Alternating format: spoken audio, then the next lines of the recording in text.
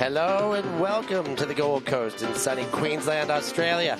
Thanks for joining us here at Ultiworld for the World Flying Disc Federation's premier event and the return of the long-awaited World Ultimate Championships. My name's Stefan Rapazzo. I'm thrilled to be able to be bringing you the action right here from the very start of it all. At the Runaway Bay Sports Precinct at the showcase pitch. It's all happening, starting with the lovely opening ceremonies alongside Katie Locke. Katie, how's everything going? You must be as excited as I to be here for this. I am ecstatic to be here. Hi to everyone watching at home. We're really excited to welcome you to the opening ceremony here in beautiful Queensland, Australia. And this is the first time we've had our World Championships in 8 years. That's a long time, Stefan. Oh, yeah, 8 years. We all know the pandemic got in the way there in the middle. That was the issues that needed to be dealt with. That's been put out of the way, but that time in between, the landscape has changed so dramatically. There's so much that has stayed the same, but there is so much that will have changed completely. To see how these teams come out, hit it out with each other, the anticipation all across the globe, people are tingling with this anticipation to get things started, and we are getting really close now. We've got the opening game will be coming up, of course, after this ceremony, a classic in the open division, a bit of an Anzac game. What am I talking about by an Anzac game? Yes, so our host nation, Australia, playing our neighbours over the ditch in New Zealand. So Australia and New Zealand having a great sibling rivalry. But, you know, we all love and support each other. But this will be a great opening head out to see. And these two teams have met up a few times. And, you know, we'll talk about that closer to the game. But for now, that's something really exciting to look forward to. But we can see the teams starting to file in, getting ready for our Parade of Nations. Yeah, Parade of Nations first in here. Looks like the Austrian delegate, which makes perfect sense. Alphabetical. And would that mean Australia would be coming next? No. Ooh, I didn't. Not quite. I'm looking over at our flags, and I don't think the Austrians are our first team in. It was just the first we got on camera. I see. No, we're joined by a number of nations, and alphabetically, Argentina is our first that will be coming in. We will, the announcements will pipe up as they come in officially. I think they are circling around the whole inner stadium. You see there a couple of the flags at the start of this parade. Some brand new delegations, some long-time standing delegations. Of course, there are 3 divisions here at the World Ultimate Championships, mixed, open, and women's. Some countries with a team in all 3 of the divisions. There's also a Guts Championship that's going on in the same venue, but they have been separated right now. This is the first time that Ultimate has had its very own championship within the WFDF, and it is very exciting as such. Yes, and in the Guts division as well, there's a number of different nations joining us, and we also have a women's competition as well, which is incredibly exciting as we see our first nation getting ready to file into the stadium. Argentina, they are so excited to be here. This is their first appearance at the World Ultimate Championships, and I'm sure they are so proud to be representing their home country. They must be. Look at them. They are fired up. I've had a few opportunities to talk to a few of those players over the course of this year. And the anticipation for this, the campaign to make all parts of this happen. Of course, we all know these are huge administrative events to put into play from this tournament perspective. Of course, probably the most grandiose of them all, but every one of these nations to be represented, to get a proper delegation, get them out here to the Gold Coast, and have them in their best form, ready to perform at these biggest moments. And again, this anticipation is all coming to head here as we get a good look in at the Austrians there now behind. And the whole field 2 behind us looks like it's going to fill itself up first, and then that parade will come into the main stadium, which is field 1. And I believe the Australians will be coming in last, given that they are not sitting there between Austria and Belgium. Yeah, that makes perfect sense. It's quite normal for the host nation to be coming in as the fan favorite, get the biggest cheer from the home crowd as they come in to finish the Parade of Nations. There's plenty of spectators from the home crowd who have gathered from all corners of Australia to come and support their friends, families, partners, and beyond. Yeah, I mean, Australia is a very big country. It is not a quick journey from many of the major ultimate hubs to get here. Perth, Adelaide, Melbourne, Canberra, Sydney, all a flight or an exceptionally long drive away. But I know that in the first day, we've seen plenty of community members, players, ex-players, coaches from those communities have made the trek up to the Gold Coast. They're here for it. I know many more are on their way, some for finals weekend, but a large part of the Australian Ultimate community is really here for this. They will be supporting this event, and of course there are 3 teams in this event. And if not here in person, I'm sure they're incredibly excited to be able to watch at home on YouTube or Ultiworld, to watch in a friendly time zone. No crazy early starts to watch a game in Europe. Yeah, they do get that benefit. We just saw Canada, another nation out there, giving us a bit of a blue steel look when it was their turn in front of the camera.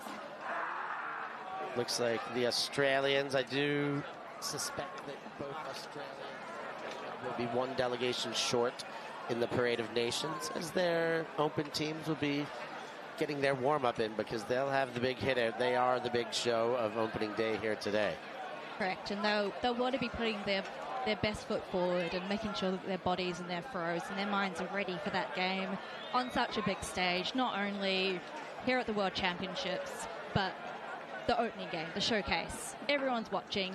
The nerves will be amping up. Talking about the facilities around here, we're in the Gold Coast, Runaway Bay, the Runaway Bay Sports Precinct. I had to walk around the facilities yesterday. It was absolutely lush terrain. Fields up top are spongy and bouncy and have some give. This one, the showcase pitch, firm, fast, ready to work. But it is a great facility here, and the weather has turned on. It is hot. It's Australia. It's kind of what you expected, but it's technically the last day of winter. It is the last day of winter, so it is. This is one heck of a winter. Yes, in Australia. Queensland is beautiful and warm, unseasonably warm recently here on the Gold Coast. It is a balmy 33 degrees Celsius currently, which is pretty unusual for August. But we'll be having pretty warm temperatures for the next couple of days, and then dropping down on Tuesday to early 20s, which is still beautiful ultimate weather. And there's definitely a lot of sea breeze here at these fields. That's definitely going to be an interesting factor in these games. I got a feel for the wind on the showcase field earlier, and it's definitely feeling a bit one-sided, so we may see a bit of up-downwind action in that opening game. Yeah, it could well be right to left on your screen. Currently, it has been off and on. Runaway Bay can have some fierce winds. This venue has been known to. They do farm wind not too far away, in fact. So when it does come, it may really come. And it looks like our ceremonies are getting set to begin here. We're really excited to have a Welcome to Country as part of our opening ceremony as well. So, as was shown on screen before, the smoking ceremony starting for that.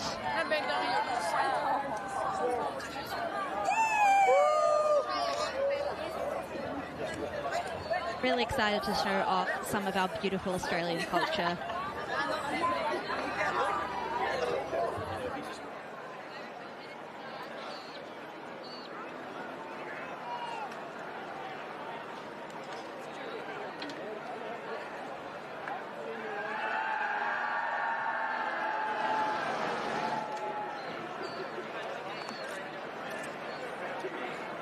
As we see on screen, the Aboriginal flag there, the Indigenous people of Australia.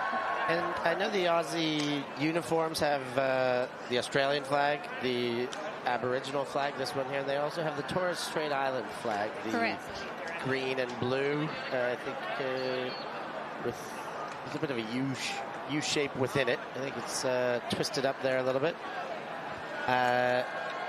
but it is a great representation of all of the people who live here, the people who are the custodians of the land, the first ones here, the respect from the very earliest times of civilization here in Australia and all the way through to where we are now. But it's a great show of unity by the Australian team. Yes, correct. And if there are any Aboriginal or First Nations people joining in, we'd like to pay our respect and acknowledge elders past, present and emerging as well. We're lucky to live in such a beautiful country. Oh, it is beautiful. I had some pleasure of being here for quite some time too. It is so nice to be back.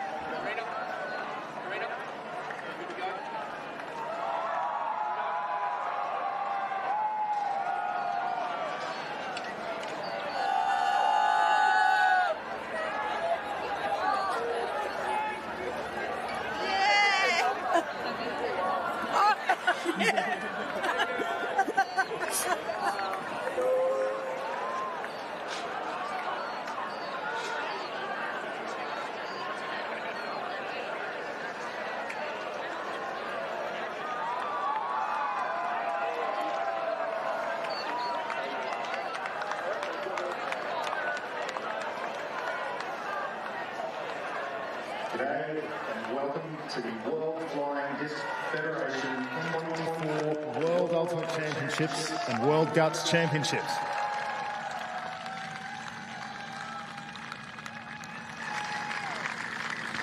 These are the first to be hosted here in the Southern Hemisphere. We have 62 teams from 23 countries, and it's time to welcome all the athletes.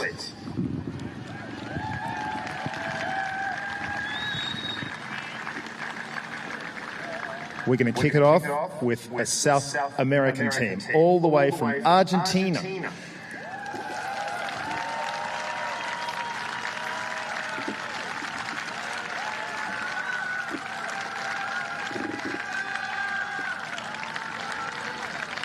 This mixed team is the country's first representatives at a World Championships. They're also a great bunch of people, encantado.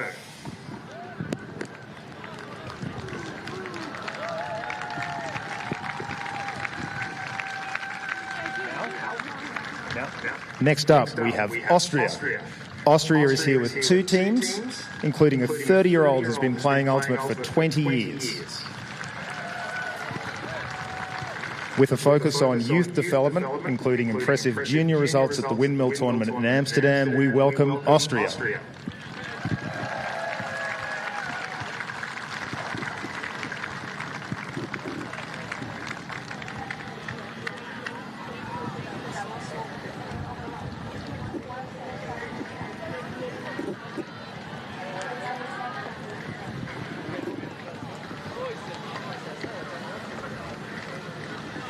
Austrians have both an open and a mixed team competing, as mentioned. They did perform at Windmill in the open division. Their first game then hit out against the USA, and guess who's their first game tomorrow on stream? Oh, They'll USA. have another crack against the USA. And as we saw before Austria, we had Argentina first appearance at a World Championship. Very exciting for them. Quite far from home, but they'll be cracking a play also in the Southern Hemisphere. Yeah, really. Next up, the Open Division welcomes Belgium.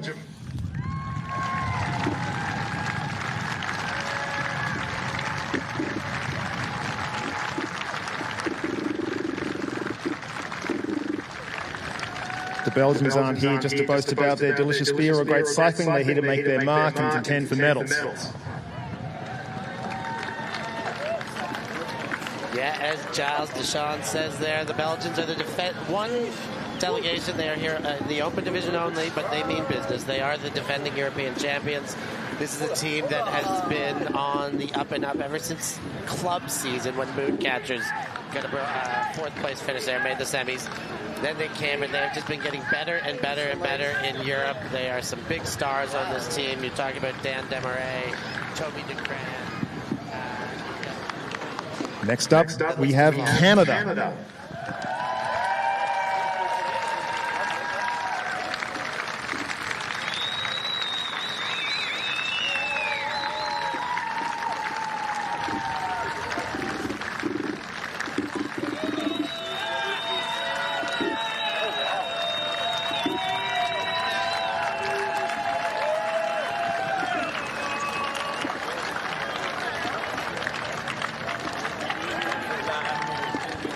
with great support up in the stands. Canada's only one of only 2 countries to have won gold in every division at prior Worlds.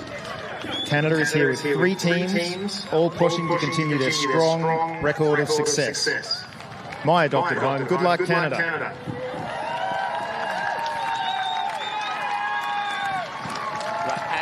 Native Canadian, I'm always excited to see my home nation come in sporting the maple leaf. They have had such a great historic run through their time in Ultimate. They are really at a stage where they're, still among the upper echelon, but are fighting to prove that they belong in the highest part of that conversation. The rest of the world caught up very much, but Canada, a great Ultimate nation, of course. Yeah, Canada, one of the powerhouses for many years. They might have to fight for a medal this time, but I'm sure they'll be fighting.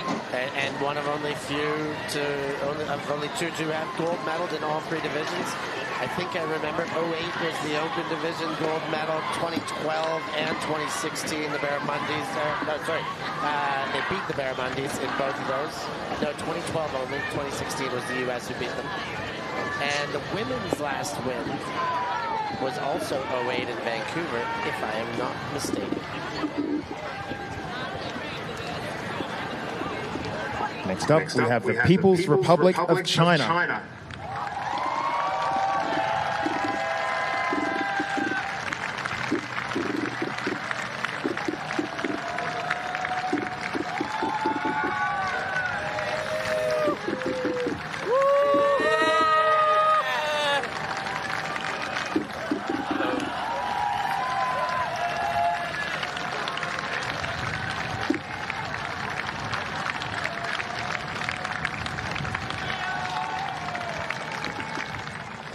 The People's Republic of China will be the host of the 2025 World Games.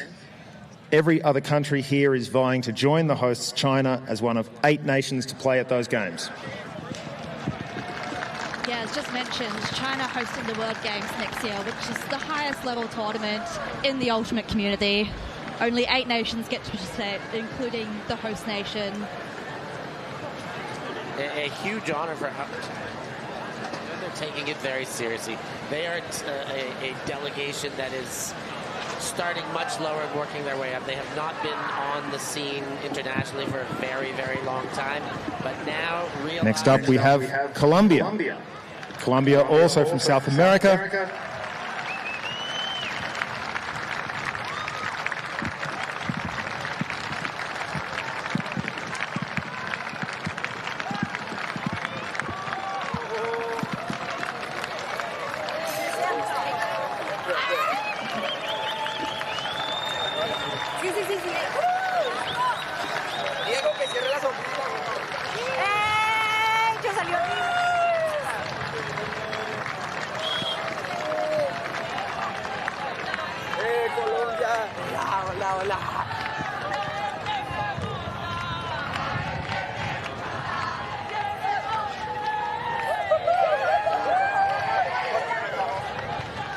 Yeah, just to finish off what I said about China, they do have this great chance to represent.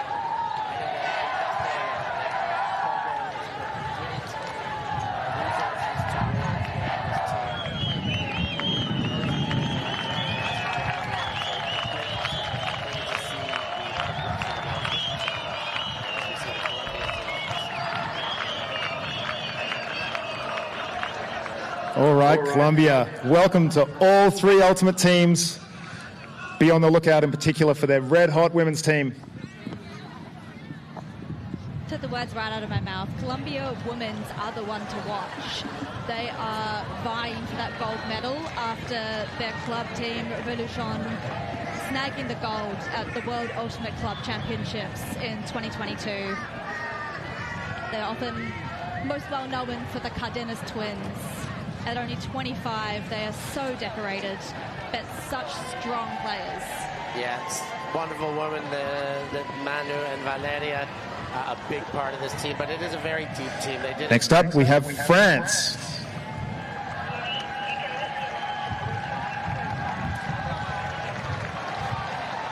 The Colombians did it with the club team and also at TP. MVP this year, knocked off the U.S. in a major international tournament, and that is very much why in the power rankings and many people's prognosticating minds, they are the number one team. They are the team to beat, which is almost unheard of in international world championship ultimate. France is fresh from hosting a brilliant, iconic Olympic Games. 3 teams from France join us, and we wish them all bonne chance. They bring high hopes, particularly in the mixed division. And speaking of France just hosting the Olympic Games, we may as well mention the Paralympic Games are still going. Another fantastic hosted French tournament. Indeed they are. Got to keep my eye on those ones and keep our eyes on these 3 teams. As mentioned, the mixed team, they went to the windmill final. They've had some really great hitouts this year. They are the defending European champions. They are a great team to watch. They've got youth and vitality. They've got experience and wisdom with Nasser still hanging on, chucking bombs, Nasser, Mbe, Vogel. But they're a delegation who is here for that World Games. One of their top players, Elliot Brunet, playing on the open team. The French women, anchored by Aline Mondiaux. Willkommen Deutschland. We have Germany up next. So not just a one-team delegation, but one team that certainly is very strong. And I think we've... All right, Germany.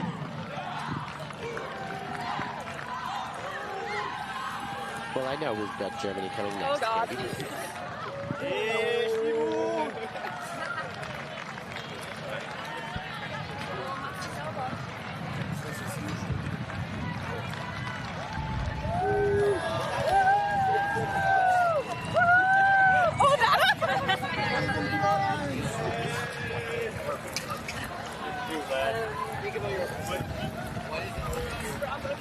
Oh gosh.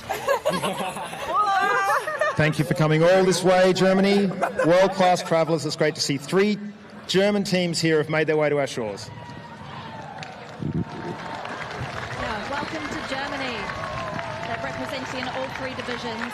How do they go in terms of European rankings? Yeah, they are another super strong delegation. Their top hopes rest with their women's club. Everybody's talking USA, Colombia with very good and validated reason, but if there is a dark horse and a team that could upset one of those 2, in my mind, that's Germany. Very deep on their women's team. Anna Gerner, Charlotte Schall, Levka Volchak, Nikki Priet. There's a long list of names we can keep running off with them, but the mixed and open teams, well, Germany just a traditional team that traditionally... Next we have Great Britain, Team GB.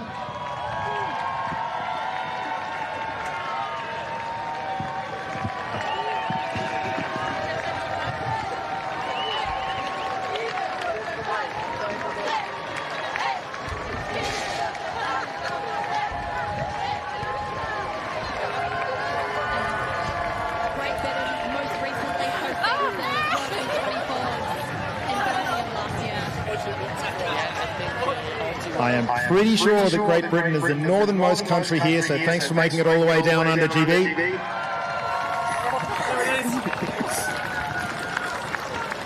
Oh God, I'm filming myself. That was like a multi-world trivia question on a Deep Look podcast. That GB has hosted the most WFDF events, so they're happy to make their way all the way down under this time, but a team that does with Nottingham and Birmingham recently, having hosted juniors and World Under-24s, are here now with 3 strong teams.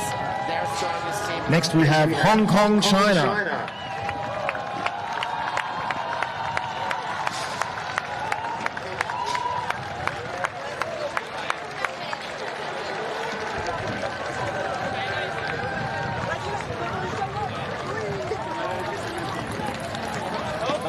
Hong Kong, China has teams representing an open, women's and mixed division. Let's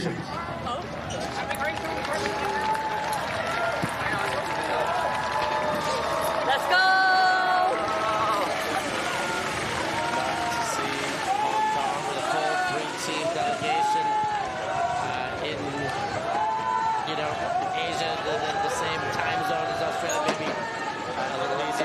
to get here. It's great news to see them pulling together full delegates. I played in Hong Kong in 2002. It was a very different scene then, but still an established scene. There was one great tournament I remember in the middle of the Happy Valley racetrack.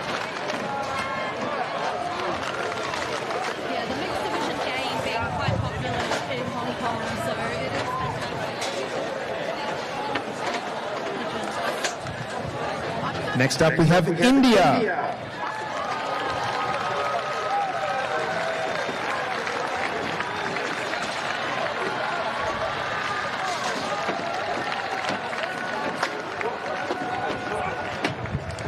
India are relative newcomers to World Ultimate events. India attends the World Beach Ultimate and the World Ultimate Championships this year. Team India are fantastic.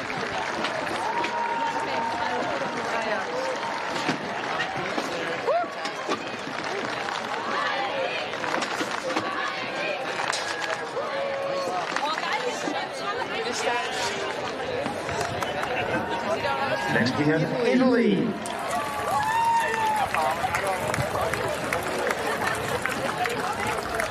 Italy sends teams in the open and mixed divisions at this tournament. Famous hosts of the Rimini Beach Tournament, Paganello. Italy hopes to bring back a medal in this event.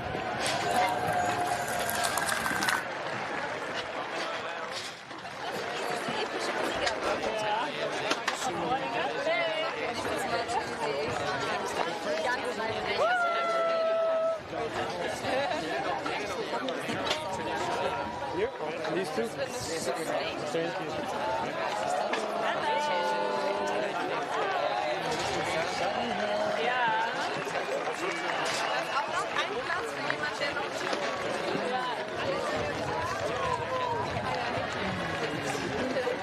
Next we have Japan.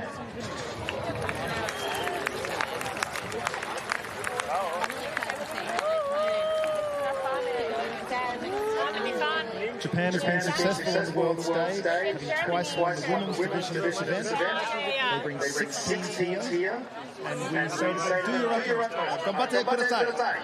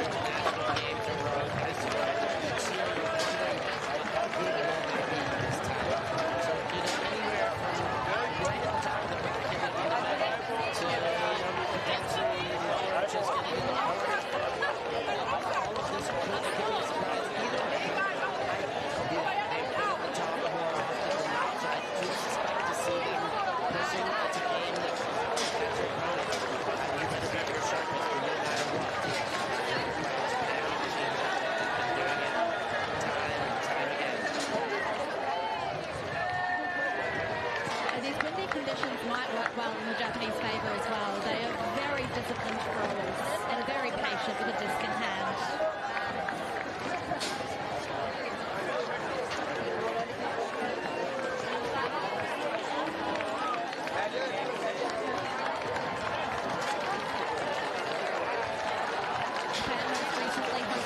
We have the Republic of Korea.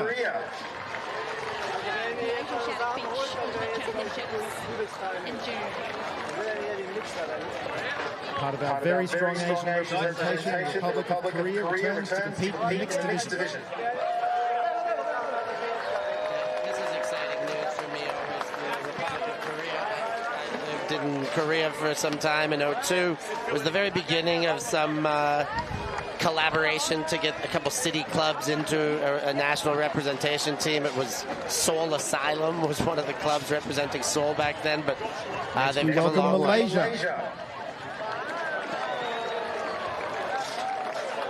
Long way in those 22 years, and another country in Southeast Asia. Malaysia is also competing in the mixed division. They compete at Beach Worlds and at the Under-24s tournament. This is their first attendance at the World Ultimate Tournament. Congratulations. Welcome.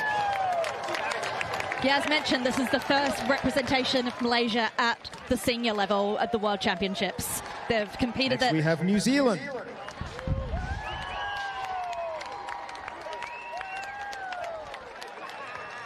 The wonderful people of New Zealand have sent 3 teams for the short trip to the West Island. Thanks for coming, all you Kiwis, and good luck. Yes, my home nation as well, Steph, Aotearoa. You know, traditionally represented well in these tournaments. Not often winning medals outside of spirit, but they bring the good vibes. They bring great energy, really competitive spirit. And they've been on the up and up as well. I'm very much looking forward to their Next first up we match. have Panama. The Kiwis will have their hit out tonight, as mentioned, right after this ceremony. And the next behind them, Panama. Let's hear what Giles has to say.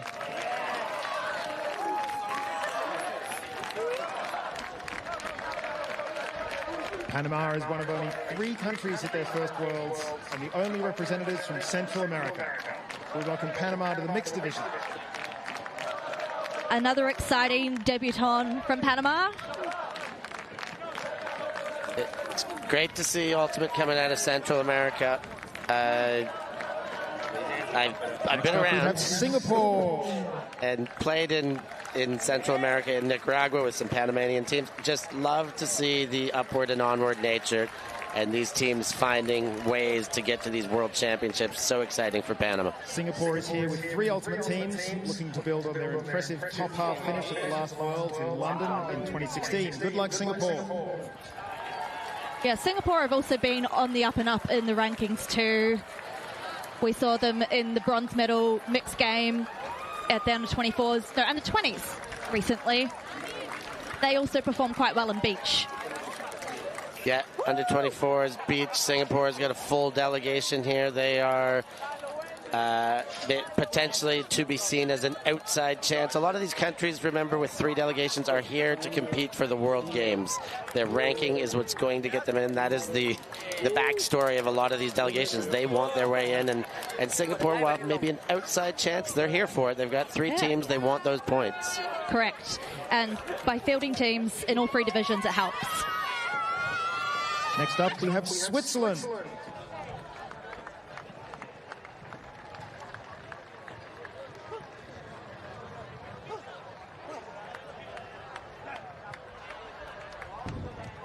Beautiful Switzerland is represented by 1 team in the mixed division.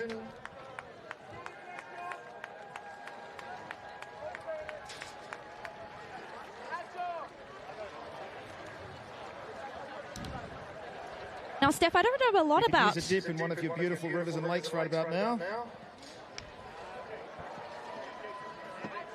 Sorry, some great fun facts about Switzerland's rivers and lakes. I don't know a lot about their ultimate scene, though. Do you know much? We have Chinese Taipei.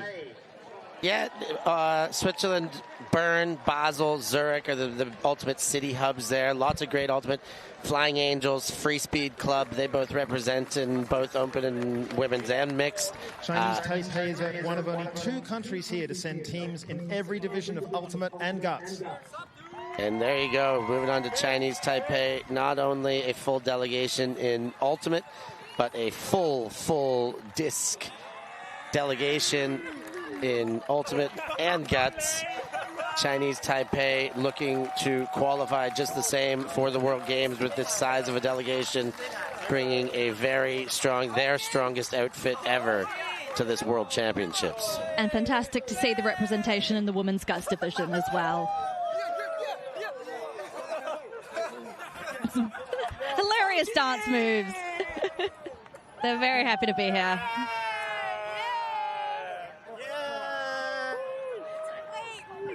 Next we have Thailand.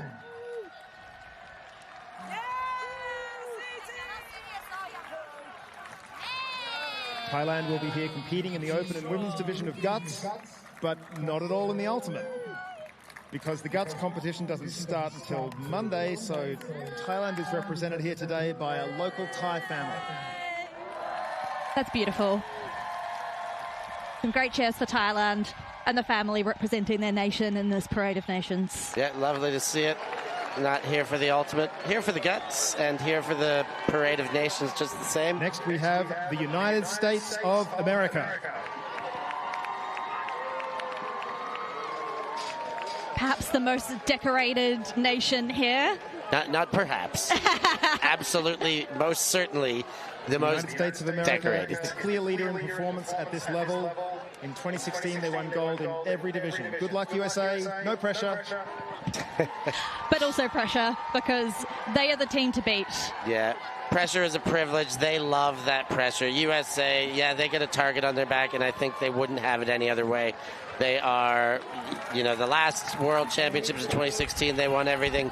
The last few club championships, okay, it's funny, you always can note these one-offs where people have prevented the U.S. from getting a goal, and they are such momentous achievements in a sport where otherwise the U.S. is just expected to some end to go home with all those gold medals. Of course, everybody here doing what they can to prevent that, and we've talked about some of the potentials that could get in their way.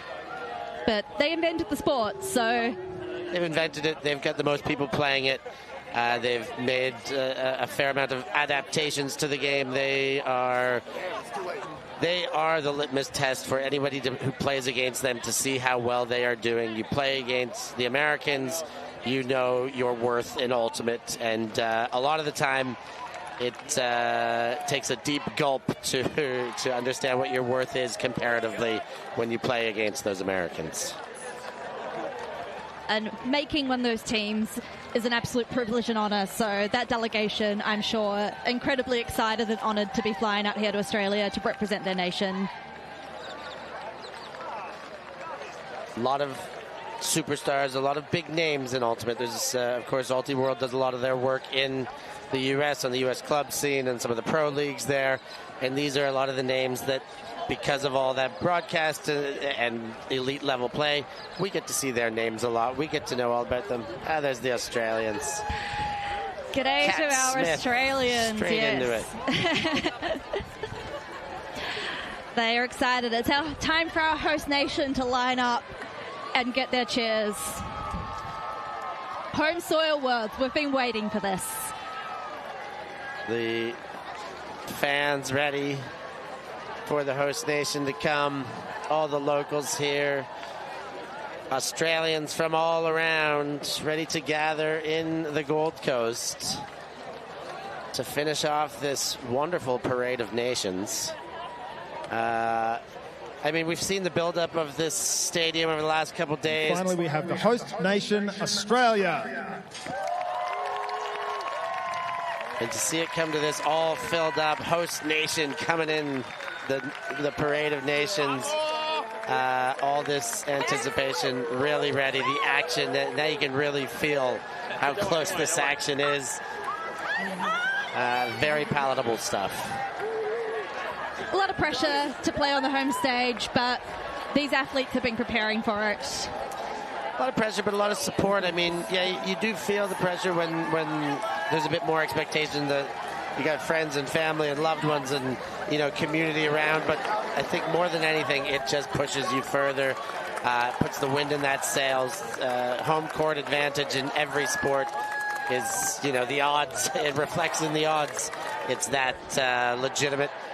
And let's see what the odds are. Aussies will press their home field advantage here in the open division with the Dingoes. Don't worry, these ones won't steal your baby. The women's division, Firetails. The mixed team, Barramundis. They're delicious. Try some. And they're all hunting for some medals. Yes. And of course, Giles mentions the team names. Go on, Katie. Yeah, so all Ultimate national representative teams in Australia are named after some form of national animal. Barramundis, the mixed team, is a type of fish. Dingoes for the opens team. It's a native dog. And the Firetails in the women's division is a type of bird. And it's something that's like across all sports, really, not even just Ultimate in Australia. So it's something they took from the greater team sports, the Wallabies, of course, the rugby team, the Socceroos and Matildas. And there's always a clever name that has something to do with Australian culture. And I think it's very well implemented into the sport of Ultimate. Correct. And it's great to see the rise of more national teams taking a unique team name identity as well. New Zealand's another one that does this, and as we'll see in the opening game that's coming up very shortly, the New Zealand Opens team is the Taniwha, which is a mighty, legendary figure in New Zealand culture. And as we'll see, the Dingoes and the Taniwha coming in our opening match. But we'll get another Anzac matchup tomorrow afternoon with the mixed division. Yeah, the Kiwis and Australians in the same division, in the same pool in every division. Yes. To start off, so the scheduling gods, however, the shuffle somehow managed to get these Anzac neighbors playing each other, so you'll have some good old-fashioned proximity rivalries happening in these early rounds. We're going to get just incredible gameplay throughout this tournament.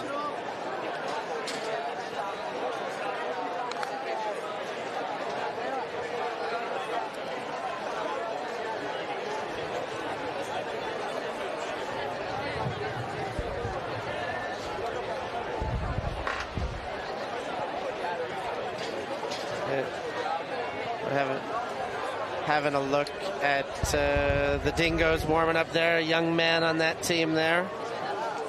There will be lots of info about, well, this whole Dingoes team, but that man in particular, Tom Regacki, is a name you'll hear across these championships time and time again. Been a national rep since 1996, and we can maybe leave it at that for now because I know we've got more on him. He's been playing for longer than many of his teammates have been alive. Yeah, he's the Tom Regacki, the GAC, Melbourne Chili. He's the man who put them on the map. He's been playing since 96, 2 Crocs campaigns, multiple Dingoes campaigns, medals with the Barramundis. He's played every iteration. 2012, he played Masters, got a silver medal for Masters Open, and 12 years later, he's still playing Open Division. He's notorious for shopping around and trying to pick the best team that will have the best chance to medal. He's very good. As soon as he picks, he's very good at shopping around and recruiting a lot of his running mates who he plays really well with, getting them to join the campaign. Until this time, he's just tried out. He's playing with a bunch of guys he hasn't traditionally played with because he's really the only dog left from his generation. Right, doing it with the young ones. G'day, and welcome to the WIFTF 2024 World Ultimate and World Guts Championships on the Gold Coast, home of the Kumba Nation and the Yugambeh speaking people in sunny Queensland, Australia. And it's going to be over to you, the performers here, Siba Mugera, Pimpina State College, and Yugambeh Youth Choir and Mangrove Jack Soccer Club.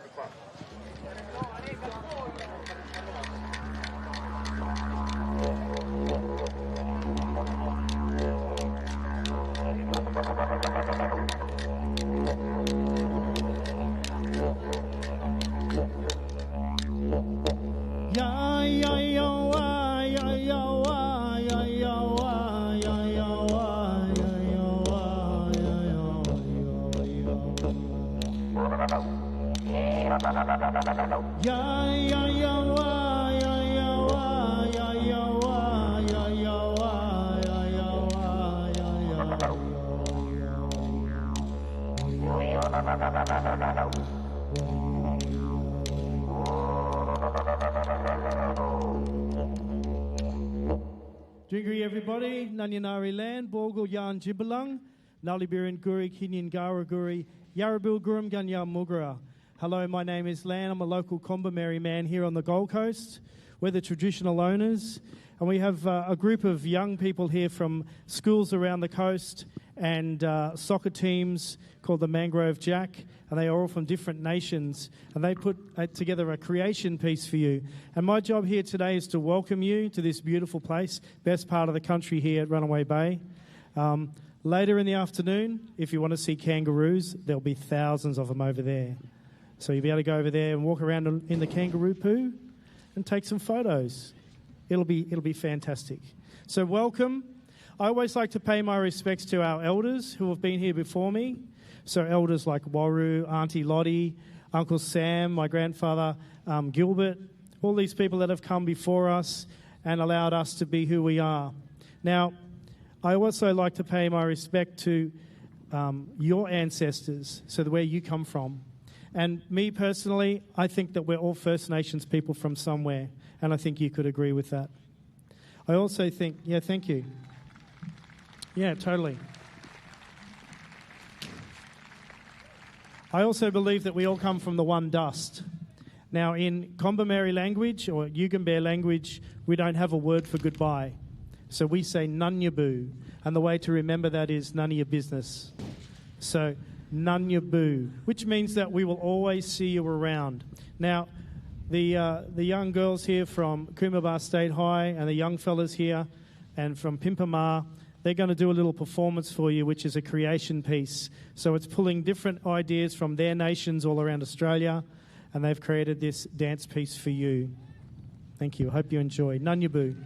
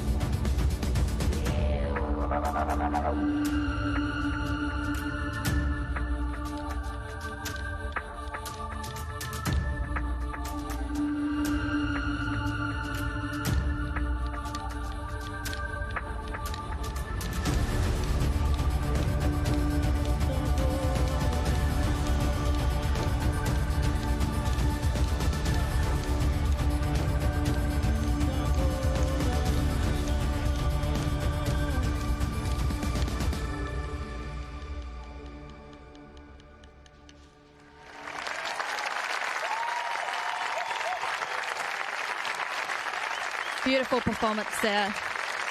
Yeah, breathtaking stuff. I love the sounds that a didgeridoo can produce every time I'm subject to having a chance to sit back and take in those lovely sounds. It's something special, and that may be as special as they have come before an event like this. Local community. Everyone, please rise for the Australian National Anthem, which will be performed in English and Yugambeh languages.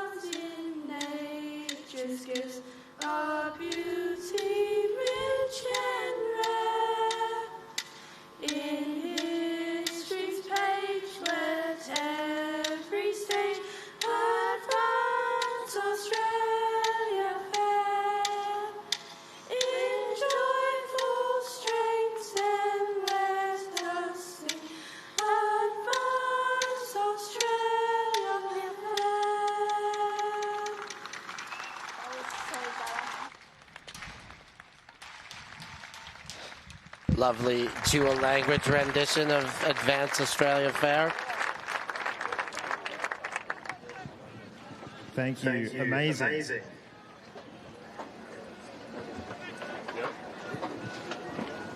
It's time to introduce the first of our three speakers. Bob LaCastra, a long-time Gold Coast councillor, is here to represent the Gold Coast. He has background in children's television, including writing for the legendary ABC show Bananas in Pyjamas. Bob LaCastra.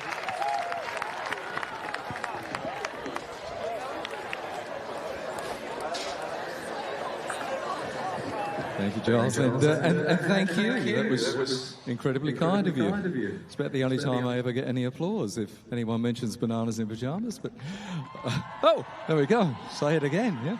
Millennials in the room. Look, it's wonderful to be here. But firstly, I just want to acknowledge my colleague in council, Councillor Shelley Curtis, who's the local councillor for this wonderful area, and Shelley's sitting over here with her husband Ben, and hasn't she given you a fantastic location for this event? It's not bad, is it?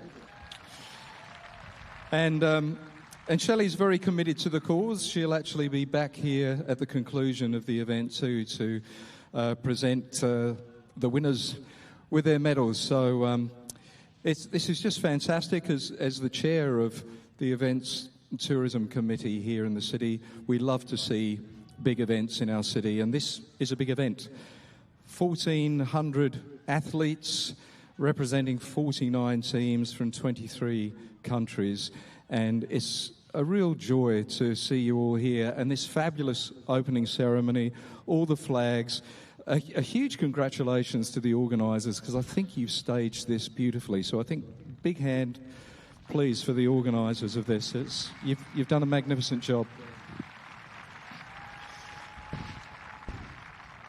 Look, I'm not going to stay here and say too much, except that as a city, and certainly our Mayor Tom Tate, who unfortunately can't be with us today as he's in Paris for the Paralympics, but I know that this is the first location out in the Southern Hemisphere. This is the first time this event has been held in the Southern Hemisphere, and we're very, very proud to have you here.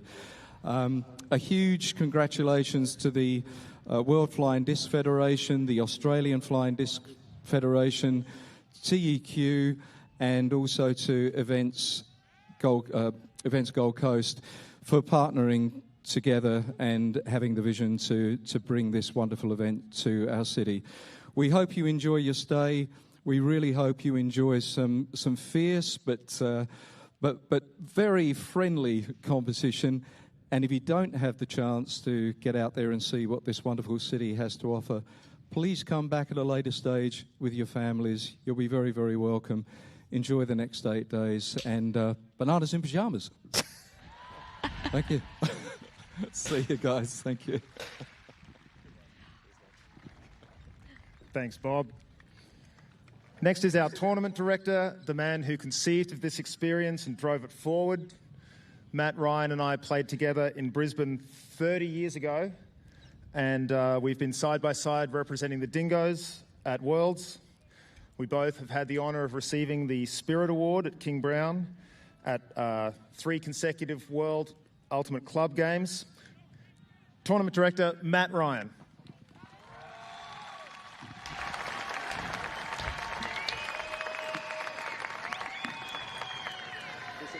Thank you, Giles. I don't have Councillor Bob's experience with banana pyjamas, so I can't wing it, so I'm going to read it. Please forgive me. On behalf of the Australian Flying Disc community, welcome everyone to the Gold Coast. Today is the last day of winter, so we hope you bought your puffy jackets. 36 years ago, in 1988, Australia sent its first representative teams to a World Championship event in Belgium. Since then, Australian teams have enjoyed the hospitality of event hosts from around the world. This year, at the 15th iteration of the World Ultimate Championships and World Guts Championships, it is our turn to reciprocate that hospitality. Our goal is to run a tournament that allows the athletes to deliver their best performance whilst on the field and have the most fun while off it. We thank the World Flying Disc Federation, the WFDF, for entrusting us to run this event. We hope to meet the high standards delivered by tournament committees of the past. It is a privilege and a responsibility that we don't take lightly. And we thank our major partners and sponsors, the City of Gold Coast through its Spirits Gold Coast, and the State of Queensland through Tourism Events Queensland.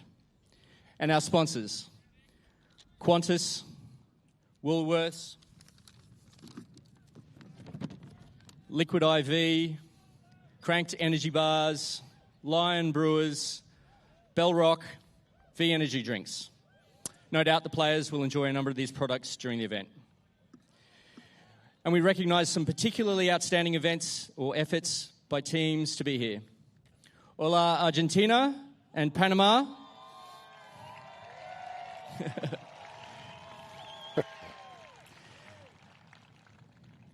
And Selamat Datang, Malaysia, who are sending teams to the World Championships for the first time. And I want to mention the most special team here, the volunteers who have come from 12 different countries and given their time and energy to make the experience possible.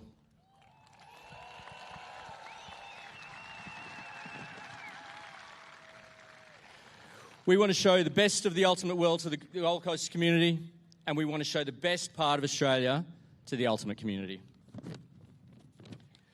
To all teams and athletes from Ultimate and Guts, play hard, play fair, play with spirit. Best of luck to everyone for the week ahead. Thank you.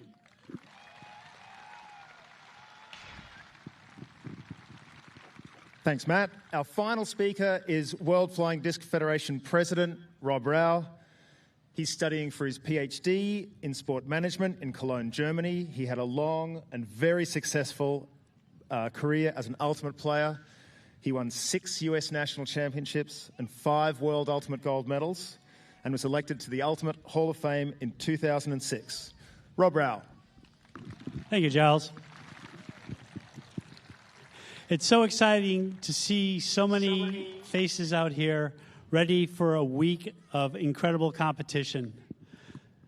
I participated in my first World Championship back in 1983, and it was nothing like this. We did have a bit of organization. We sort of knew an event was happening about a month and a half ahead, and I think we had about a dozen countries represented, most of them, or actually all of them, except for the U.S. in Europe. To look at this today, the parade of flags, all of the different team colors, all the different players, it's just really exciting for me and really just gives me a sense of how far we've come as a sport. To have 1,500 athletes out here, I think you're all going to have, I think, the same kind of memories in the years to come as I still do from my playing days. And it's really exciting to be able to see the friendships that you will build that will stay with you for the decades. And I want to thank Matt Ryan, his organizing committee, Australia Flying Disc, their key sponsors, including Queensland Event and Tourism and Gold Coast, and in particular, all of the volunteers who are going to make this event an incredible thing that you'll remember for the rest of your days. So with that, I want to declare these games open. Good luck. Everyone, I understand there's 2 things you need to watch out for. One is this wind, which is only going to get worse around Tuesday. And then second is the kangaroo poop. But I hear it's organic, so it should be fine. Enjoy yourselves. Bye.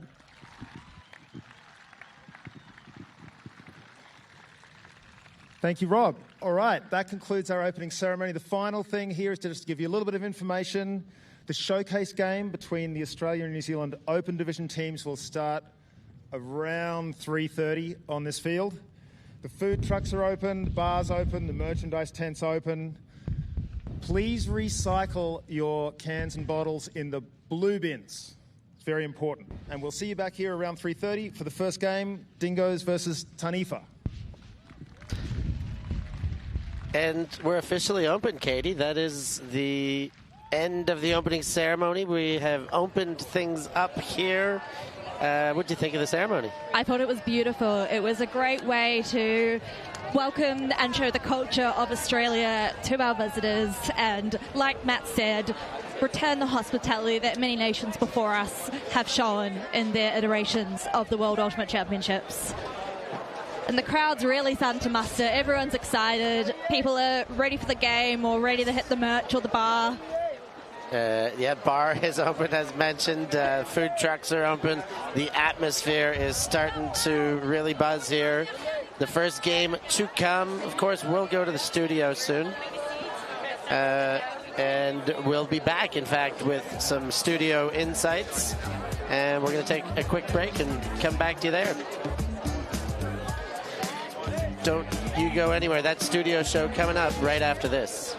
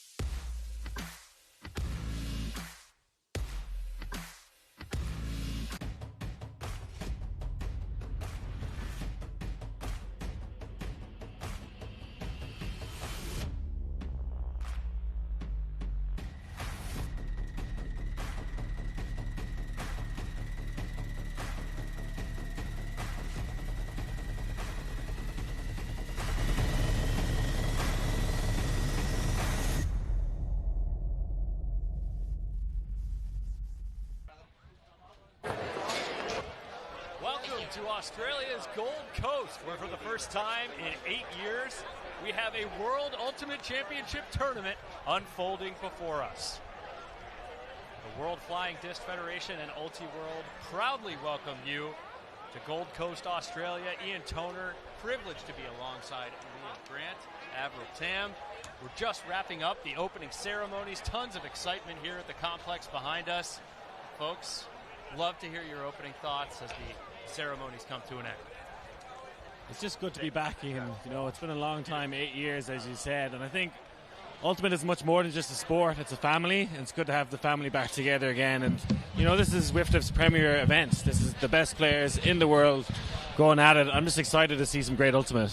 Yeah, me too. I'm looking forward. We've got some new debutants as well coming to this tournament, testing out some of the best. So looking forward to some really exciting games. That's the beautiful thing about family, right? There are new generations and iterations, and yes, we have some of those old stalwart stars on some of these international programs, but we also have the next wave of talent coming in. I'd love to start to think about the Open division in particular. We're getting excited, and the opening poll for Australia, New Zealand is just moments away here in the Gold Coast. The Open division, the last time out, the Americans and Japanese battled in the finals. I think everyone has their eye on the Americans to medal, if not win. But who else do you all have your eyes on in the Open division to challenge for that medal spot, to be a new and upcoming force in the division? Yeah, absolutely. I think Belgium has been one which has caught our eyes over the last few years, particularly with their club team Mooncatchers in the Opens division, placing fourth in the last World Club Champs. Making the semis was a real big step, and they've just been going from strength to strength since then. Yeah, and the Beat Charlie's picks contest actually picked Great Britain to come in second. So you maybe see them challenging, like they're kind of one of a few squads that's probably very similar to 8 years ago. Very unlike USA. They're pretty much essentially the same players. But I think there's life in the old Bulldogs yet. They're ones to watch. Have a very deep squad, which a lot of other teams haven't. Maybe Belgium doesn't have as deep as them. Maybe more young, more athletic. But I think Europe in the Open division has been very good. I think the two teams are about to see battle it out. New Zealand, Australia. Going to be very athletic. Going to be used to playing in this complex quite a lot in this wind. So don't rule them out either. I think the Brits are going to be relying quite a bit on Justin Ford, but also Connor McHale, who might fall into that, wasn't quite as mature at the last cycle, but now taking on a lot of that center handling load for the Brits. I'm pretty sure he played at WGC last time, but in Guts. Correct me if I'm wrong. I have to chat to Connor about that. But I think he might have got a medal in Guts in London. So, yeah, changing things for him. But I actually think his value, his stock has increased as being kind of a left-handed thrower. He's going to be probably asked to throw upwind quite a lot. And you're going to get players in this wind. I didn't realize it's going to be as windy, but the likes of the Rogakis, the Conor McHales, people who can throw in the wind, their value, their stock is increasing. So Conor's going to play a big part for GB. Yeah, as we look at the forecast for the coming week and the conditions that the players are going to be competing in, everything looks beautiful. It's going to be warm. It's going to be in the 80s Fahrenheit, the high 20s Celsius. But we've also got a fair amount of wind here that wasn't necessarily something we were expecting at this stage of the year. It's unseasonably warm and windy at this point of the year. You'd be right in saying that, Ian. I mean, we're really looking at max of 31 to 34 degrees Celsius, which is real summertime, to be honest. And I think, like mentioned, with the wind, we'll probably be seeing a fair bit of zone defense, seeing and really testing those top range throwers to the max. So let's take you back, a quick little walk down memory lane. This is the 15th iteration of the World Ultimate Championships, but here are the medalists in the 5 most recent iterations of this tournament. Of course, the Americans and Canadians battling over golds over the course of this century.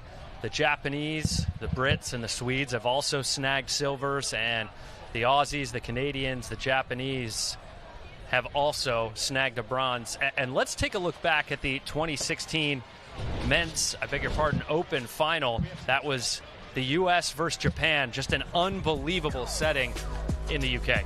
Yeah, that was the Matsuno releases to Arakawa remained them so well. This is probably the best game I've ever watched live in my lifetime. I think there was no breaks at all from Japan. USA so good. I think they had 2 breaks. I think we're seeing some of them just there.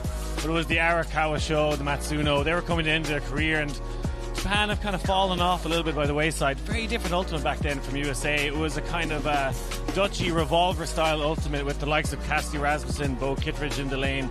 Jimmy Mickle, Goose Helton, Ashton Joy. I could name that whole O-line for you. It's changed a lot now. It's kind of quicker. You know, Mac Hector's running the USA team kind of now. It's give-go. It's softer inside passes. Very different offense now from 8 years. That's nearly all teams. It's changed, Ultimate. Well, it's been inspired by truck stops dominance in the U.S. American men's club scene, and I think there's so many pieces from that truck stop roster littered across the federation, but also having strong influence on the American O-line. Let's take a look at the pools here.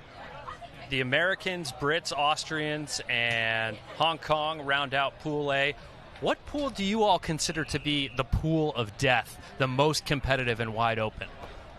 Oh, I think it'd be a tough one. Pool B and C all looking really powerful. I think, European region, they're really tournament hardened. They've had Windmill, London Invite. They've had a lot of lead-up tournaments to really hone their craft and get their chemistry going. Asia Oceanic, obviously, we don't see as much of them in terms of broadcast, but I'm sure they've got some surprises up their sleeves. Yeah, I think the likes of, we saw Pool C there, New Zealand, Singapore. I think they're dark horses in all divisions. I think they're maybe dark horses for qualifying for World Games. We'll see how this New Zealand team does in this opening match, but I think, a bit closer to home for them. Okay, we're not on home soil, but as close as they're going to get if it's not in New Zealand. So I think, they could really step up, the likes of the New Zealands and the Singapores. So speaking of the Kiwis, they're about to go to battle against the Aussies over there. Hannah Pendlebury and Andy are going to have the broadcast for us. Let's take a second and zero in on our picks for this game. These guys have had plenty of training bouts against each other, some friendly scrimmages. Aussie and New Zealand men. Who are you going with, Avril? Australia, mate. You have to. Any score prediction in mind? I reckon 2 breaks in it. Okay. Yeah, close one. I reckon Kiwis will be hungry. Okay. Liam? I'm going with the Kiwis, and the reason why is I think it's very hard for a host nation on home soil. Last time, rewind to U24s in Perth, Australia lost to India, if you remember. That's right. It's a lot of pressure on them. Probably family and friends here. They've had a big build-up to this. These teams know each other very well, though. They've played against each other 4 times in this complex. New Zealand won the first battle, I think, on Universe Point. Australia won the second, and then the final 2. So 3-1 to Australia in the warm-up games, but more pressure's on them, New Zealand are just kind of here to spoil the party. It's a windy game.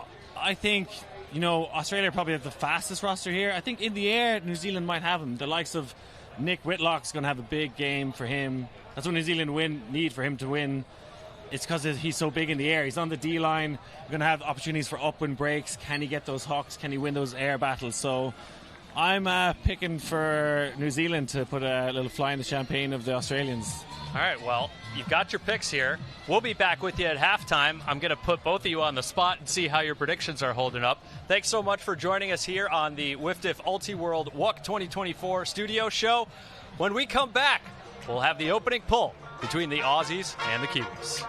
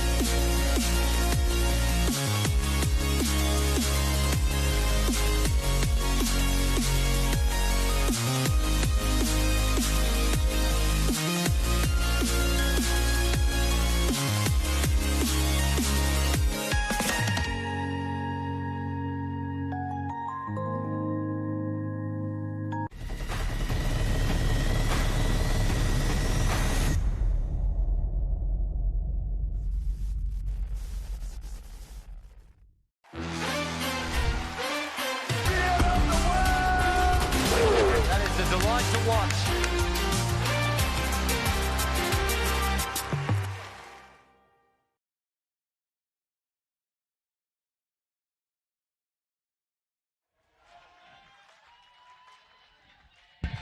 Welcome to the Gold Coast, the long-waited tournament. The World Ultimate Championships about to get underway with our opening showcase game. And we have a showdown between two of the closest nations, the hosts, of course, Australia in the open division, matching up against New Zealand. Kiwis, it's Dingoes taking on their Kiwi opponents. Myself, Hannah Pendlebury, on the call for this game alongside Andrew Moroney. How are you feeling to be here at Worlds? Yeah, phenomenal feeling, Hannah. Two countries with a phenomenal bond, the Anzac spirit, you'll hear it referred to, but probably gives way to a trans-Tasman rivalry for this game. So both teams, as you might be able to hear, running out to their mixed team songs. So New Zealand running out to a song about togetherness and family and the importance of standing together. I think the Australians are going to do something similar. So a bit of a different way to start this showcase game. Well, we love to see it, of course. We've just had the opening ceremonies here. All of the 23 nations here, all of the national federations across 71 teams total, and just over 1,200 athletes. So no small event, and it's been 8 long years since the last time we were here at the world stage. Of course, that championship hosted back in 2016 in London. Had the pleasure of being there myself, not as an aficionado, but just on the spectator side. And what a fantastic championship that was.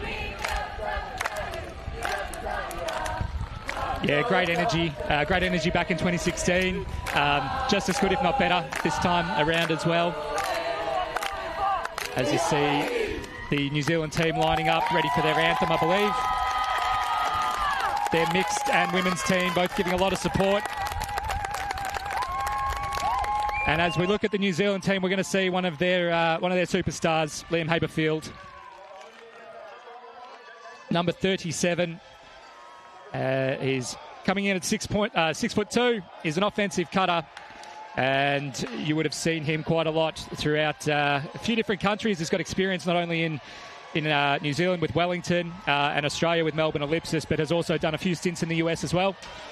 Played with the likes of Chain Lightning, Pony, New York Empire. So a pretty impressive resume that he's building out, and we're going to see it here now, Hannah. Absolutely. I mean, his career highlight, if you ask Haberfield what it is, it's winning gold at the Asian Oceanic Ultimate Guts Championships back in 2023. So, as you say, lots of reps between these both nations and against each other. In terms of Worlds opportunities to face off, these two haven't played for a little while. They did not meet at the last World Ultimate Championships on grass. We must specify the last time they had a world match-off was at the Beach Championships in 2017 in Royan. That was a win for the Aussies, 13-9 eventually. Any feelings on these two teams for this matchup? Well, I mean, they've not played together against each other at a Worlds, but there was a Trans-Tasman test. The Australians won that 2-1 in a game of 3 series. However, 2 of those games went to Universe. So I think, we are going to see a close game. Liam, obviously, in the pre-game, referred to the fact that there is an element of, pressure on the Australians. But on the flip side, you've also got a huge amount of support. So, what we should note for those at home, there is a bit of breeze about. It is a right to left in terms of the screen. I suppose the nice upside, we've got some fantastic countries' flags in the background. So you'll be able to see that there is a little bit of wind as we look at Sam McGuckin, one of the key playmakers for Australia. He also will be playing downfield as part of their offensive line. Has played around Australia. Actually, a Queensland native, went to the University of Queensland, has played for Mammoth, Sunder and Ellipsis. As we see him, I believe this is at the World Games. Had a really good campaign and has become one of really the premier offensive cutters. Can do it on the defensive side as well, but I think has really honed his game to be able to go both sides of the disc through some really nice offense. Certainly. Well, it was indeed a pleasure to watch that. Aussie team, of course, got the silver medal back at the World Games in 2022. And one of the things that you might not be familiar with in terms of this World Ultimate Championships, the way that teams now qualify through to the World Games, of course, that next iteration happening next year, 2025 in Chengdu over in China. It is all about points-winning prizes. 8 spots available. Of course, one of those will go to the host nation, as always. So the People's Republic of China will be representing in Chengdu at the World Games level. But in terms of the points tally, we will keep you updated. But Australia, of course, team in every single division, very strong across the board. So they'll be looking to get themselves a qualification as soon as possible for that tournament next year. Yeah, you're right. It's a really interesting kind of, I guess, subplot when you do talk about those points. There's a little bit of complexity as to how they're all worked out. But I suppose, as you say, the important thing is that every game has something to play for, regardless of whether it's a placing game. You don't want to necessarily have blowouts, so every single point of every single game for each day is going to matter a lot for these teams who are vying for some pretty hotly contested spots. Indeed, and in terms of we talk about the established nations who we really expect to go through and qualify, but New Zealand are kind of considered the outside contender for that maybe 7th World Games spot being awarded here. Yeah, a lot to play for, and again, as was mentioned in the pre-game, we've got some countries out here for the first time really looking to make a name for themselves. We always see a bolter. You heard the team talking about Belgium, so everyone's coming here with some pretty lofty ambitions, so it should be very, very exciting. So you'll see that the offensive and defensive teams are starting to take shape. You'll have Australia off to the right of screen. So that's where the wind is blowing from. So they'll be going downwind. It does look like it's their offensive line, I believe. And it does seem to be 18 clicks an hour is the forecast for this afternoon here in Gold Coast. So those key players, those really experienced vets, of course, I think in terms of the Australian side of things, they've got a couple more of those senior statesmen playing. Very diplomatically said, okay. Yeah, I would have used a different term, but that's why you're the boss. I mean, to be fair, I think when you've been playing since the 90s at the world level, then and still kicking it to these youngsters in 2024, then that is quite the impressive record. And it will be in the opening poll coming from New Zealand that starts us off here for the World Ultimate Championships 2024. So Australia coming out of a horizontal stack, a little bit of a holster there, but just finding those easy resets. Big poach off into the lane from the New Zealanders. Potential opportunity to exploit, but great adjustment from the mark. Nice speed. Absolutely. Matos up line. Taking their time. We now. Now Tulip. It's a solid flow from the Australians, and dainty bit of footwork puts the first one on the board. And that's brought down by Alex Ladamatos. Yeah, nice first point from the Australians. I think we should call out a very structural team. They want to play very clinical. You see some teams want to make things a bit of a dogfight. I don't think that's this Australian team, certainly not on their offensive line. They do run their structures a lot. I think what was good to see early is probably the first or second play didn't really come off, so it forced them to bounce it around a bit. Always shaky the first couple points of a game, but had it in some really safe hands through the likes of Ladamatos, and really just 3 or 4 kind of open side throws. They do like sitting one out in the lane. That was a really nice layup bid from Ladamatos early on in the point to keep things alive, and then starting to exploit the width. But again, nothing much in terms of needing to break the mark. It was all kind of reasonably in the pocket. Hannah, as you said early on, probably one of the things the Australians will be known for is their speed. So even on the open side, they're going to be very hard to cover. Indeed, and you saw a lot of sagging off into the lane, especially from the handler resets position, just trying to kind of confuse those channels. Early days, of course, lots of fans, lots of noise from the sidelines, all the other nations looking on here as we get our first look at the Kiwi offense. So centralising at Robertson, sitting at the back.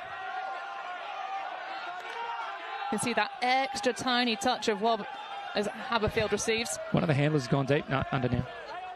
I love that kind of cycle play. We did see the Aussies lick off a deep shot that was available. Now Swinson hops that up line. Both teams pushing from behind the disc to drive momentum. Keddy, that was going to be quite the ask, and it's not able to be scooped up by Lachlan Robertson. And our first turnover for the game. Good position here for the Australians. They pick it up and run it quickly back to Castrogano. But can they get the first break here? Nice easy break to Gann. Stack's a little deep, especially in this upwind. Australians need to adjust their stack shorter. Big boost towards the end zone. 2 players available. Oh, and just that little holster allows the movement in the end zone. Is that Robert Andrews? You're close. You're in the gene pool, but I believe it might be his brother. David Andrews is also playing. Well, I mean, if it's the right genome code, then that's okay by me. But... Oh, Scott Perry, apologies. So, New Zealand early on looked good. Something I noticed was that they had open cuts, but they actually had 2 people streaming deep. So there were 2 different instances there where long cuts went. One went from the wing, which is probably what you see, as we'll see it here. So you'll see 2 really good cuts up to the left and through the middle. But because they both went at the same time, their handler looked up, probably saw it was a bit too busy, and instead hit the under. So that didn't affect the turn, but you could very easily be looking at 1 goal also. Just a little adjustment there around the communication in the stack from the New Zealand cutters. My eyes did not deceive me. That was Robert Andrews grabbing that disc, of course. A person who's made some serious waves for Australia in the past, and plenty of folks that have come through the under-24s division. Some people say, what is that division for? Well, it is for getting game experience, national team affairs for many of the players here. Certainly remember watching Whitlock back in 2019 in Heidelberg. Yeah, it's a great development pathway. As we see, this pool has rolled out the back, so if it's contacted the ground within the field of play and rolls out, it'll just be taken from the front of the end zone. So that's why you see the New Zealand player walking it up to the front of the end zone line. Yeah, I imagine we're going to get quite a few of those in that end zone due to the wind conditions. It looks like a bit of a junk here, Hannah, a zone being played. They're going to get a turn. Yeah, that one had plenty of loft under it, but snaffled up by the defence. Now, Lely pops it back. Oh, draw. Yeah, that was just a lot of pressure there. Been a foul call. Yeah, touch late on the foul call. But you've got to think about it and obviously make the call when you see it. Retracted. Yeah, I think there was a little bit of contact, but I think it was after the drop. So I think that's why the players have had a very brief discussion. Happy to withdraw the foul. So now play will resume. It'll be New Zealand taking it up to the end zone line.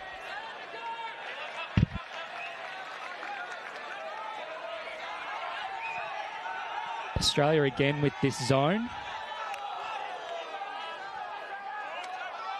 Well, New Zealand happy to keep moving, taking on that deep shot. It's going to be quite the read required, but what a snatch, a foul underneath it. But either way, that was an insane grab from Dylan Bennett. Yeah, both receivers with a nice position. I think I agree that I should be on up, but because I already had the disc, like I was in a position to take the disc regardless of that contact. So I thought as I was going up, before I could even get close to making it of this, my arm was being pushed down. It was very close to tell for me. You guys both went up roughly at the same time. Australia player had a disc first, but then I didn't see the contact. I agree that I feel like. So you agree that there was contact? No. Not enough right there anyway. Have you watched it? It's up to you. See how I'm up before you there, and then you up into me underneath? I think you're still in him, so I'm going to... Okay, foul, contested. Thoughts, feelings? Look, I think, and this goes for the whole tournament, what you really want to do, these rules, you just want to see them applied consistently. So if that's now kind of, I guess, the level of contact or physicality, which probably was on the lighter side, but still there, let's hold that as the rule. So, yeah, may not have been much in it, but hopefully that's the standard we'll play to now. Well, either way, it might stop New Zealand from throwing to that deep poach-off player. Especially against this breeze, you can really afford to play aggressively as the deep in the zone when you've got the wind helping you, keeping that disc slower and making it hang up. But Yoni Jung there, one of our game advisors, getting in to add that extra bit of perspective. That one sails across and it's well handled by Fitzpatrick Cochrane.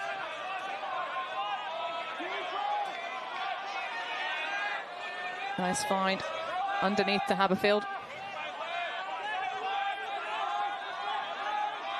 Just keeping things relatively quiet at the back for New Zealand. Downey now surveying the options. I don't mind this from New Zealand because they are a country that do play a lot of zone play against a lot of zone, almost a bid there. Oh, yeah, just tempting it, wafting the disc in front of the defender, saying, are you hungry? And I think there'll be a call. Yeah. And a lot of clapping from the Australian fence. This is quite an aggressive zone that they're playing. A lot of people around the disc. And as you said before, happy for New Zealand to take a gamble and shoot long. Nice slicer from Haberfield. But really solid containment. You haven't seen New Zealand make more than sort of 3 yards, having to take lots of negative or lateral passes. Oh, that lovely little flirt to Swinson, keeping things busy and allowing to make some more progress through. Now, this is where you want to see composure from New Zealand. You've worked it essentially up to your brick mark. High count, reset. Don't change things. Nice use of the overhead, just softly, softly.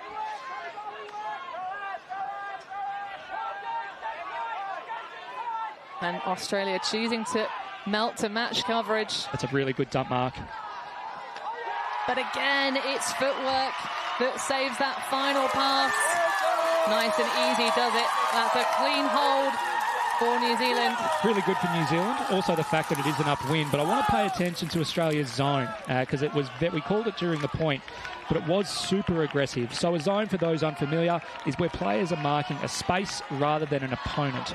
And obviously when someone goes into that space, that's when they'll then, I guess, move near them. What Australia were doing were putting a whole heap of players around the disc, so closer to the disc, leaving themselves a little bit exposed in the backfield. But they were happy because in that wind, things sit up. They have a chance to adjust. So I don't think that's the last time we'll see that zone by any stretch. I think you probably saw quite a few throws. Also, a little bit of body contact here and there. So this was the first foul that was retracted. After a brief, a good chat, and then you see Lely with the hand out there. Pretty stock standard. And a nice little toe-in goal. It's an interesting one, Andy, because we've seen a fair few what I would describe as marking violations in terms of that initial positioning. There's a lot of straddling going on. There's a lot of kind of stuff that people are happy about, certainly at this stage in the game. But being aggressive with the zone, we do like it, and that is exceptional Great pull. Against Great the rundown. wind. Oh, with the wind, I should say. So Tulip in Australia's own backyard. That one's going to be too much to be handled, but great redemption from the backfield for Grimond. Tom Rigaki out there. Making Tulip look cool, requiring the bid. Rigaki, of course, one of those players we talked about. I think his first World Championship was 94. Half a bid here. Nice grab by Tulip. Now Keys sells that one high. Of course, Grimond, having redeemed, has got his sights set for this morning. Nice break by Tom, right to the sideline. It's John O'Keys. Now moving, trying to push through from the hand of space again. Oh, that's a beautiful lead, but it's a stone-cold drop in the front corner. Tulip maybe needs another pair of gloves for that one. Maybe you can swap them out like Steve Smith in the cricket. It had a bit of pace on it. Just that awkward spot. Lanamatos needing to put pace on it because it is the upwind. Didn't want to see another disc bob up. New Zealand with a chance to break. And that would be big and important to equalise, but it's a little bit too much for Sheridan. And a short field turnover used to get us back underway.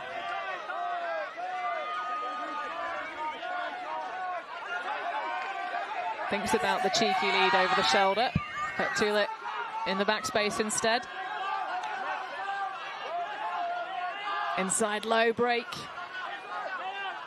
Angle of that really interesting, just scooped up at the last minute, otherwise that would have been an ankle breaker into the pocket and into the end zone. Mark Wee holds on, and that will be indeed another on the board for Australia. Still got that one break of score lead, 3-1. Mark Wee, without the gloves, makes the catch. So make of that what you will. I mean, we've got to throw a little bit of shade on Tulip. every so often, of course, one of the big pieces of that World Games roster back in 2022. I'm loving how much of an influence he's had on the rest of the community, Andy, because you see so many athletes now that, especially when they're fielding the pole, they watch the disc all the way into the clap catch. Similar to the kind of the cues you get for other sports, where it's like, watch the ball all the way onto the strings. And it's really noticeable because you can see that little head bob. Yes, exactly. Yeah, a lot of mannerisms people have borrowed from Tom through his time. But something interesting, as we just saw on that replay with that point, Australia's starting to exploit the inside low flick, inside low forehand. We saw it a couple of times. That's probably the one adjustment, if I was New Zealand, I'd want to make, is try and maybe make them throw the around. Takes half a second longer to throw. And also, majority of the time, it's not as damaging. Absolutely. So maybe some flatter marks, going for that foot block.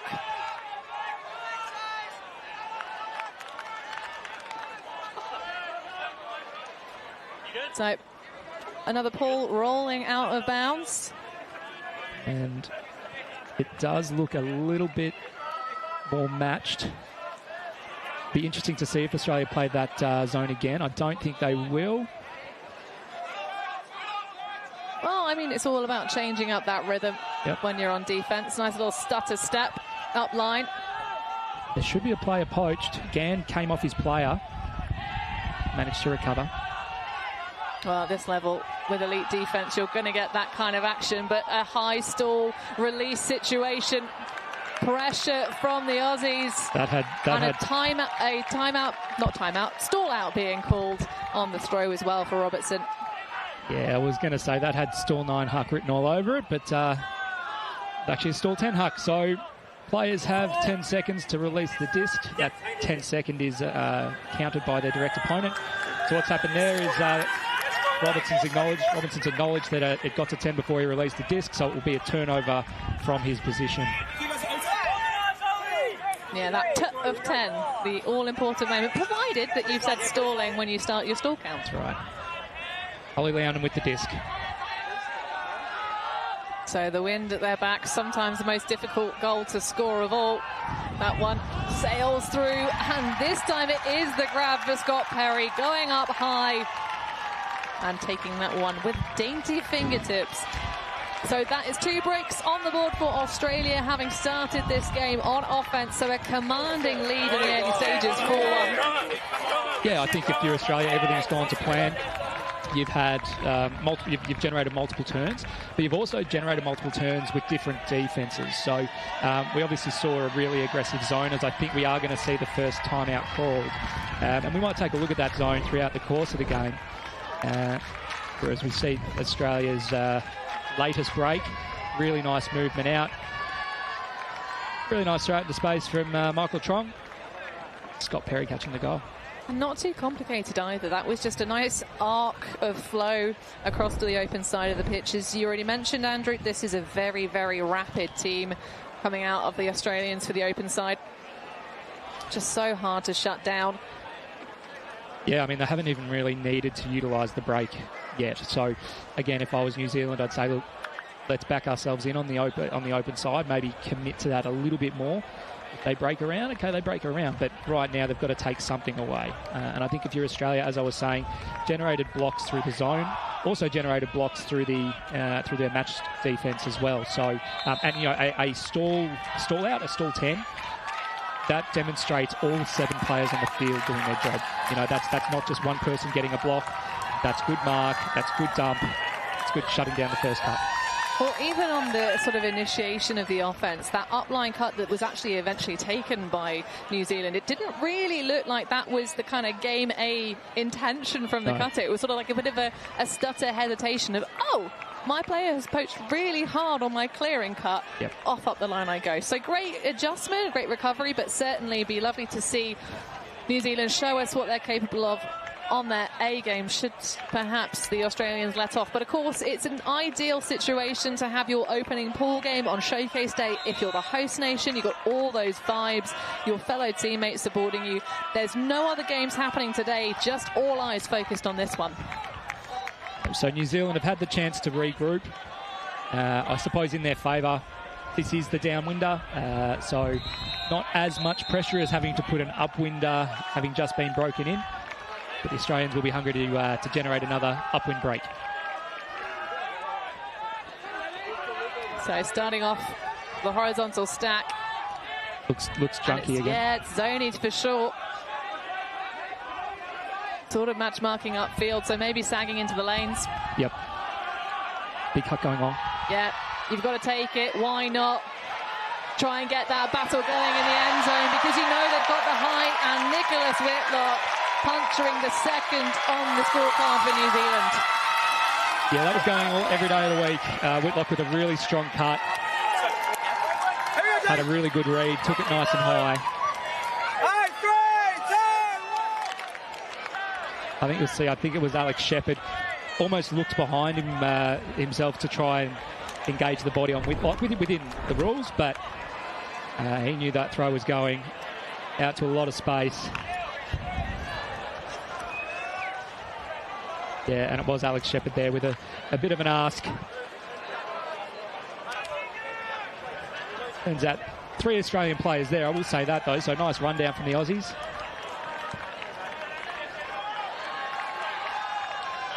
But New Zealand going to their one wood.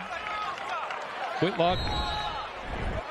I mean, that's what we expected to see. Kind of what I was thinking when we were chatting between the last 2 points, Andrew, is the fact that this Kiwi team is known for having these big, tall players who can really win the sky battles. We haven't seen too much in the way of challenge from the Aussies. I think they're really picking their deep in the zone really well. They're really picking the matchups to try and smother cover. Really agile athletes that can stop them from getting the yardage to make those shots attractive.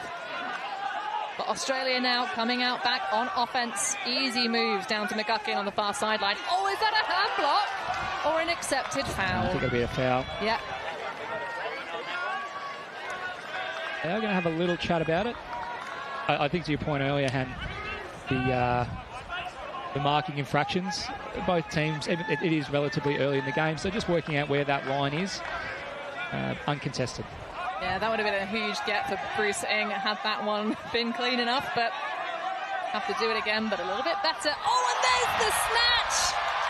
Nicholas Whitlock unchained. Oh, no. But the spoil, conservation greatness. Just through behind Ng. But, you know, the adjustment that I like there is that they've started taking away the inside. That was kind of a high-release backhand. Whitlock was able to snaffle it. That one, an absolute laser, just about staying in this near sideline. Foreman popping that one back. Feel it. Just using that give-go to try and get away from these marks. Solid switching off from the Kiwis. Oh, that's beautiful. Another big one. Great defense. He's hurt.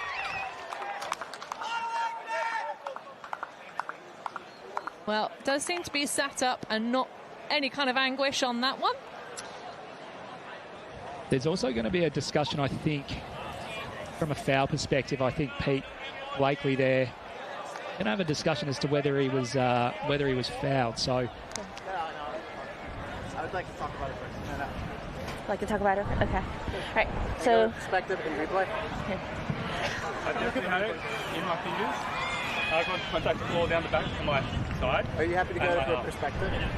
Yeah, I mean. Anybody else? Should ask your teammates first. Yeah. Perspectives?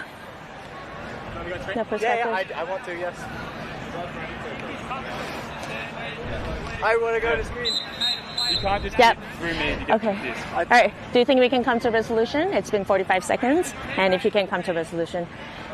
Your teammates said, yeah, they don't seem to have a perspective. Okay. Okay. Foul call? Contested?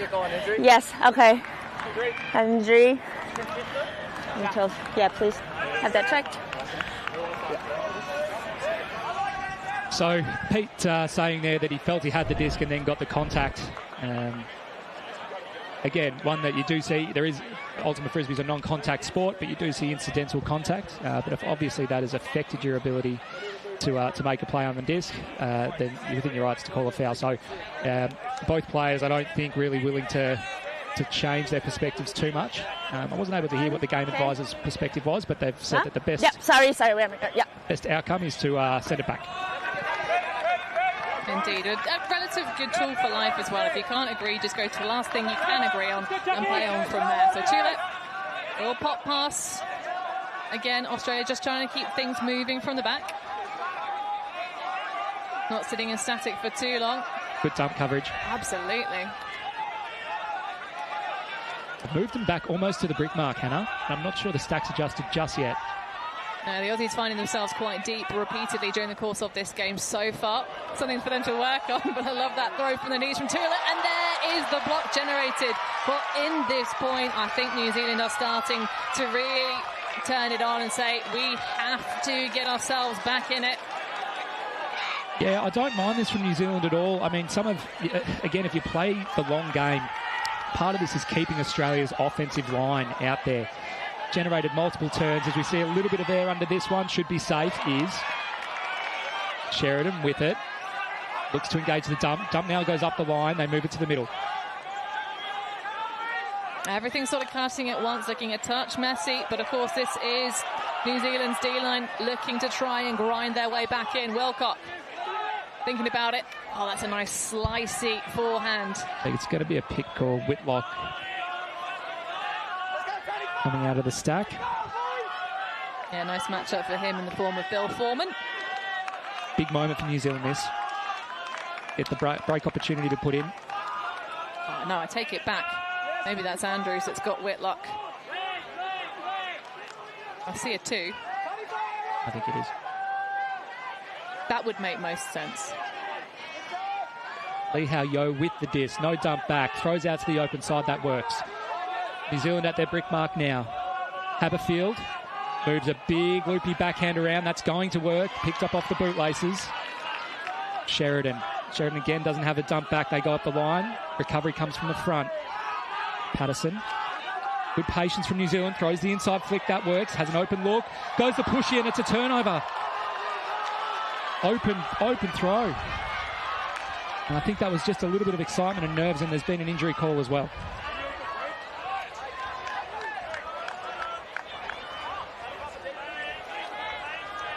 Well, a squandered opportunity. Heartbreak for the New Zealand fans in the stands. It's almost a push-pass territory. Work it all that way up. Great grind. Then just that last pass syndrome. We've all been there, though. Getting a little bit of end zone eyes. That final scoring pass. Yeah. The old adage, you were 2-3. It was too open. Got to make it harder. But the Aussies with the full stretch. The first point, we've had multiple turnovers for this Australian O-line. Yeah, New Zealand quite poachy backfield. Big shot. Deep space is there and available, but so much hang on it. There's catch-up time, but underneath. Woof!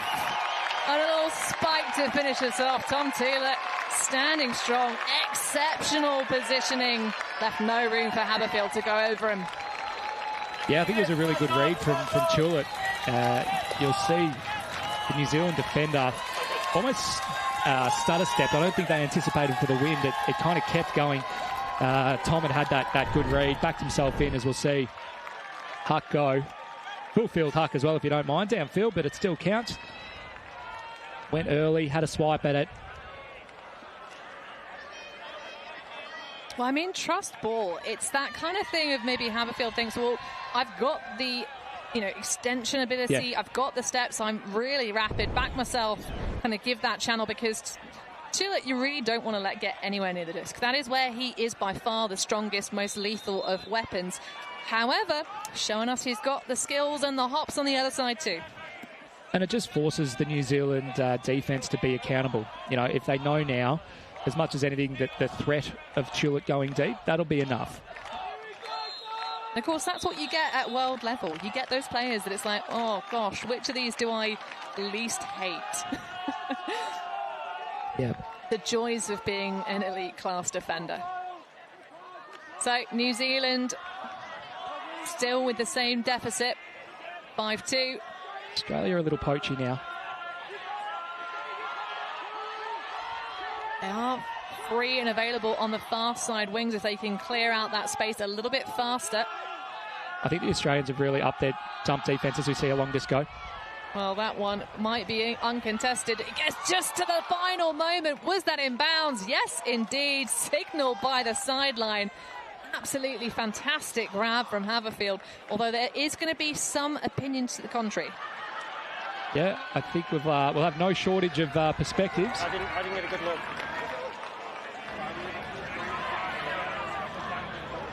Well, much like Millionaire, you can phone a friend, ask your pals on the sideline. No shortage of friends. Let's get another look at it ourselves up here.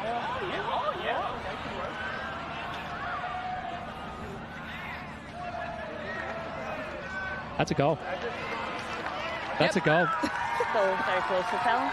I mean, if anything, Andy, the question is, did it look cool? That looked really cool. Therefore, it should stand, right? 100%.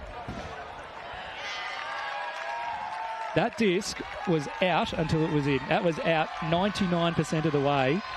Fantastic, not only the extension, but to keep contact with the ground. So, again, for those newer to the sport, you need to have your contact point and your only contact point in bounds. So even if he had to take a step, have 1 foot out of bounds and 1 foot in, he'd be out of bounds, but was able to drag that toe as we see the huck go. Give him the old toe drag swag as we cut away. Of course, we do have, as well as of course, the broadcast going to your devices wherever in the world you may be. We actually have a large screen, not quite the size of the Jumbotrons we had back at the World Cups in 2018, which caused some absolute scenes when we were reviewing the replays. But there is a screen available for the players to review the tape. But let's get another look at it just for fun, because it was just that good. Oh. Yeah, that looks good. Exceptional. So New Zealand able to hold, maintain some proximity in the game, keep some pressure in the game. Australia are leading 5-3. Well, a little bit of leaning on Liam Haberfield for New Zealand. Yeah, you're not wrong. Of course, as we already mentioned, got in lots of exceptionally good experience stateside and elsewhere, as Australia pinned to the far sideline by intense person coverage. Now finding their way to Ragaki. You see now New Zealand really adjusting to try and block off that open side. Looks like a force out towards the line, and there is the swatting poach. Well, I tell you what, that almost looked like it was thrown to him. Yeah, Foreman, as soon as he threw it through the head back, he knew he'd made an error there. But the trick now, out of your head, switch on to D. And again, as I said before, Hannah, if I'm New Zealand, I'm taking joy in the blocks. Okay, if you score the goal, even better, obviously, but you're proving that you can get turns against this Australian offence. Well, the highest finishing position for New Zealand. Ebos, we get the Callaghan! Wow, Tom Tulip for days. Starting to make his mark on this game now. First Callaghan of the tournament. He was snipping it, he was hunting it. Australia's dump defence has really ratcheted up in this last couple of points, and you see on show there. I'll finish my thought. The highest placement we've seen for Tanifa so far in the world level has been 7th place. They got that back in 1998, but it's been 2 bronzes so far for the Dingoes in their existence, and it looks like they mean business. Wow, Tom Tulip, what a play. Rude of him to interrupt your rundown, I thought, from Tom, but I guess we can forgive him for that. Oh, I don't care. Who cares about facts of history when we've got current plays like that? Spectacular ways to open up the tournament.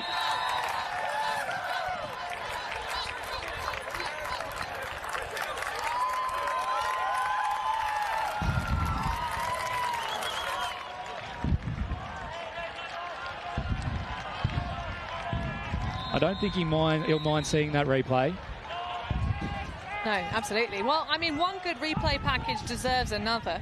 Well, I've known Tom for many years, and I don't think he's ever seen a mirror that he doesn't like, so I think he'll definitely be watching that one back. Well, New Zealand trying to mirror image the success of their opponents, but it's going to be Perry just shepherding that one into the ground. And again, I'm not sure if there was a miscommunication there, but you saw 2 New Zealand players going deep.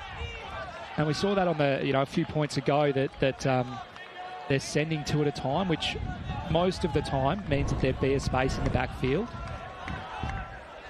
I think they're trying to exploit maybe some of the clamping that's going on. Sort of Australia trying to kind of put one side, put one the other. But I take your point. It's the fact of it's a bit of a distraction. That sort of disc was a bit ambiguous, unclear as to which channel they were really throwing to, and it allowed Perry the ability to exploit.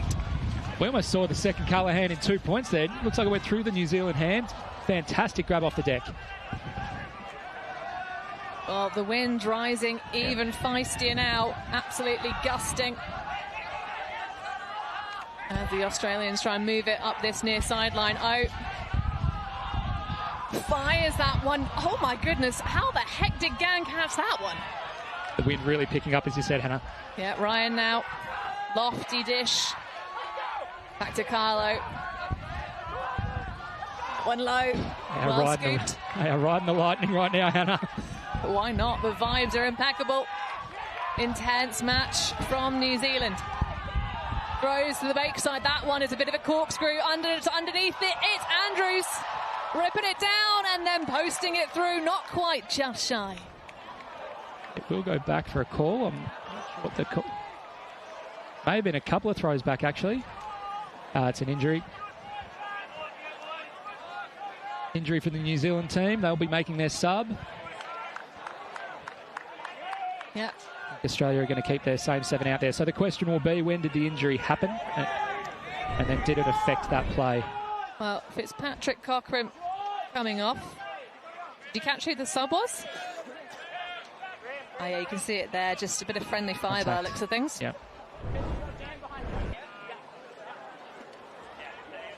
But that was an adventurous break. Huck, are we calling that a huck? Did it have enough yardage? It had enough loft to be. Really relying on the fabulous ups of Rob Andrews. Well, yeah, there's that element as well. He was picking his receiver, that's for sure. Great receivers are born by mediocre throwers, perhaps. I like that. Not at this level. Sometimes you see the throw, though, and you think that was designed to make your teammate look cool, right? Oh, keeping things nice and smooth at the back. Perry now. Oh, that one just a swing and a miss. Ragaki coming unglued. And Whitlock picking up straight away, throwing a slicer to the end zone, and that one will work perfectly. Lucas Wilcott underneath it, and is that a break for the Kiwis? Or just a bit of respite? Well, I think credit to the New Zealand team, because the last thing you want to do is get that upwind break. And we, as you said, the wind started howling midway through that point. So to have to go and play the offense upwind, they wouldn't have been enjoying that. So nice defence, nice commitment. Forced the Australians back to the midfield. If we kind of look earlier in the point, Rob Andrew almost had it on the end zone line. So, but they forced it back to the brick. Ended up getting the turn at midfield, which means you can generate a fast break goal. Yeah, just going for the clap catch whilst losing the feet. Difficult one to execute for sure. Nicholas Whitlock showing us what he's made of. Coming unstuck for Liam Grimmond. Was that Grimmond? Yeah. Oh, I apologise then. Similar kind of body shape, and also the hat. Yeah, and they did play on the same time. I think they played on Mammoth together for a number of years, so hard to separate. As we see, one of the better pulls, as we've said, it is a bit of a challenging upwind, and Australia's O-line will take it away. They certainly will. Nice big break around the mark from Keys. McGuckin. Through to Wee. Oh, that's a fantastic block. Huge play from Lee Hao Yo. That's how you do it, folks.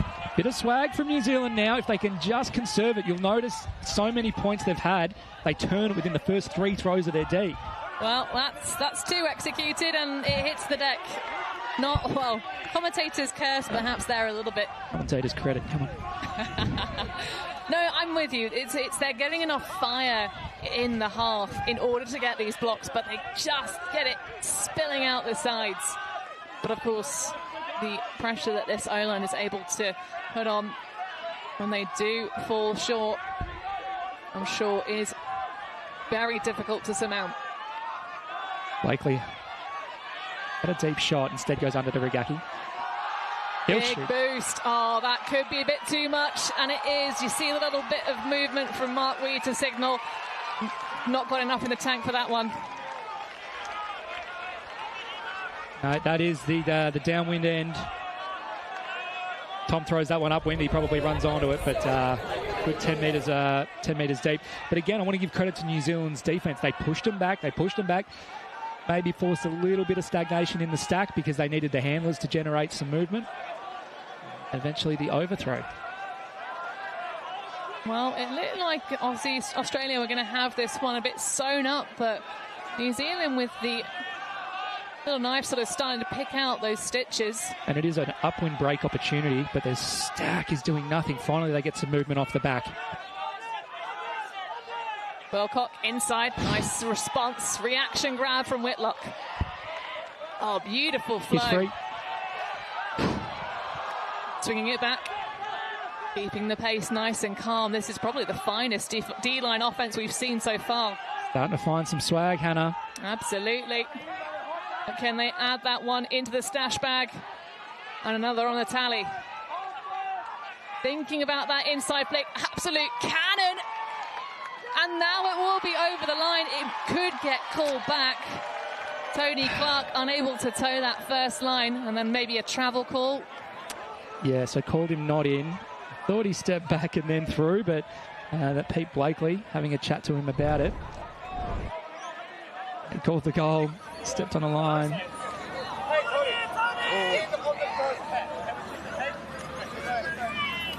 Now this, Hannah, is the hardest throw in Ultimate. The 10-centimetre one, the 3-footer.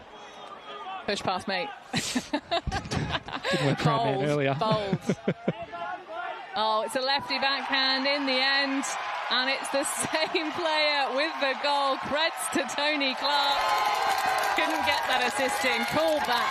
And that, folks, is why coaches make players do that horrible thing at scrimmages where you score and then you have to bring it out and score again. Biggest point of the game for New Zealand, the upwind break. Celebrated with a bit of booty spike action, I think it was. Haven't seen that one before, but there was I think that the pressure is starting to rise in this game. Of course, Australia's game plan, they're being stifled on some of the things that they started out very easily with indeed. But did you notice that little bit of a chest bump between Tillett and Clark? So he was definitely he claimed the goal, but his foot was on the line. And Pete Blakely, within the letter of the law with that replay, he did not go back to the point where he crossed the line. But as you say, Hannah, it is there's a very deliberate reason coaches run those drills to go score it twice. So nice composure from New Zealand. We've seen Australia, I think they've called a short timeout. It was a very quick timeout. If in fact it was one, it kind of looked like it. So. Oh no, it has to be with the scorekeepers on the sidelines sort of signalling for time. I'm pretty sure, but maybe the Aussies have just had a really quick one, move things forward. She just add a couple extra. I think it's 75 seconds to the time allotted between points anyway. And of course, massive shout out to all of our volunteers here at the Gold Coast. Of course, a wonderful destination to be travelling to for those that have joined us from afar, as well as the local organising committee. Tournament director, of course, Matt Ryan, has done a spectacular job of organising things so far. Everything smooth. Yeah, you just simply don't get a tournament with 49 teams from 22 countries happening without some great administration, some organisation, and also an army of volunteers. So very grateful to have them here today and throughout the course of the week. Indeed, and it's not an easy job sitting under the hot sun, but it is an enjoyable one to be watching. Yeah, world-class Ultimate all week. Ours isn't too bad. It's pretty good. So New Zealand have a real opportunity here. This game is alive. They are 6-5 down, pulling. They're on defence, but they have the break. Sorry, they have the wind. The wind. Unfortunately, that is going to be a brick. I think it's the first brick of the game, and that's a real let-off for Australia. Well, might get to see a little set play off the brick. I wonder. Yeah, well, they're placing McGuckin. You can see now they're playing a Horo structure, but only one out. So they've kind of got one on the break, three in the stack, and McGuckin out. Looks like in the lane. Yep.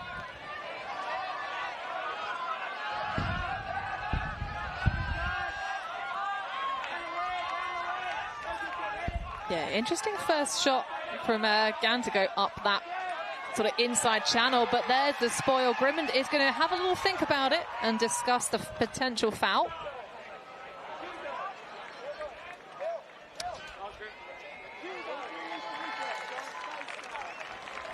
It just looked like a little bit of a messy throw to my eyes, Andy. Yeah, I've not so much focused on the contact. I wouldn't mind, seeing where the actual disc went, whether he had a bit on it, because Grimond is all arms and legs, but this one's going back.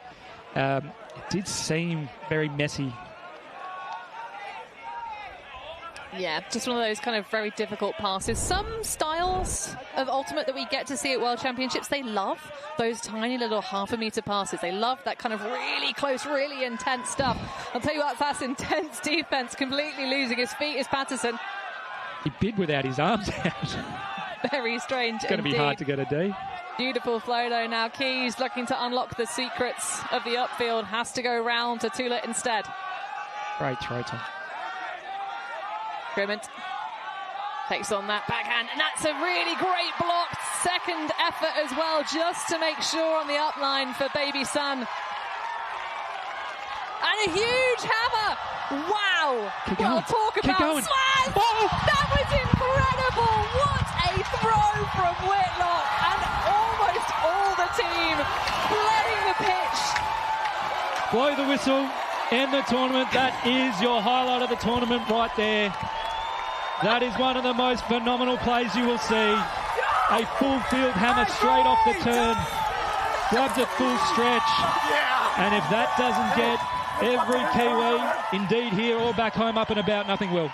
I think globally, that's every... Like it says that they put up the bat signal, and what a signal that was from Whitlock. Wow. Only 25 years old. Hailing from Auckland. That's the one. You send to your mum, you send to your friends. Firstly, a great D, another defensive turn generated, and then the rainmaker. Yeah, absolutely. Get your sticks out, Sam. And on the back end of it as well.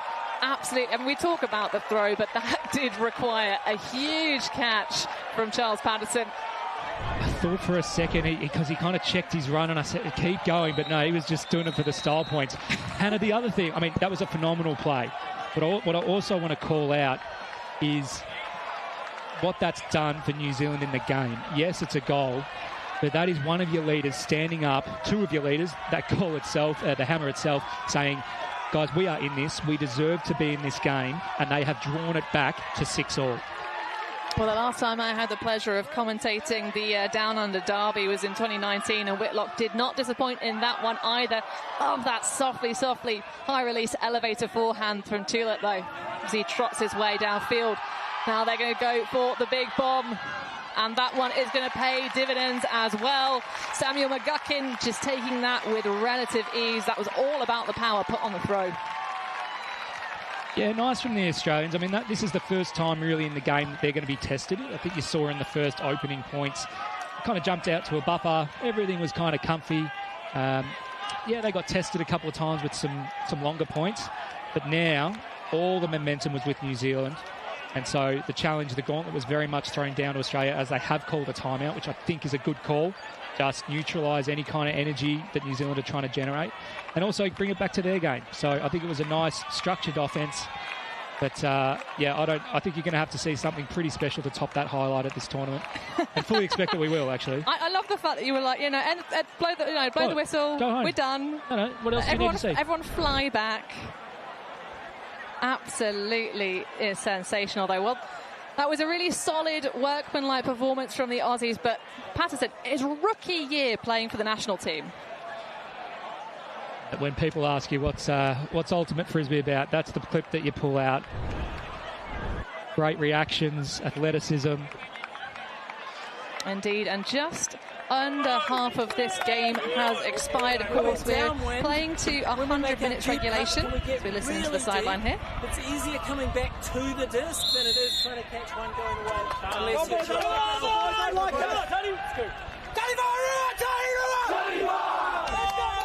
Unless only caught the end of the coach's address there, but I think he was trying to encourage unders rather than chasing the disc. I don't know if he watched 2 points ago, but I don't think they're struggling.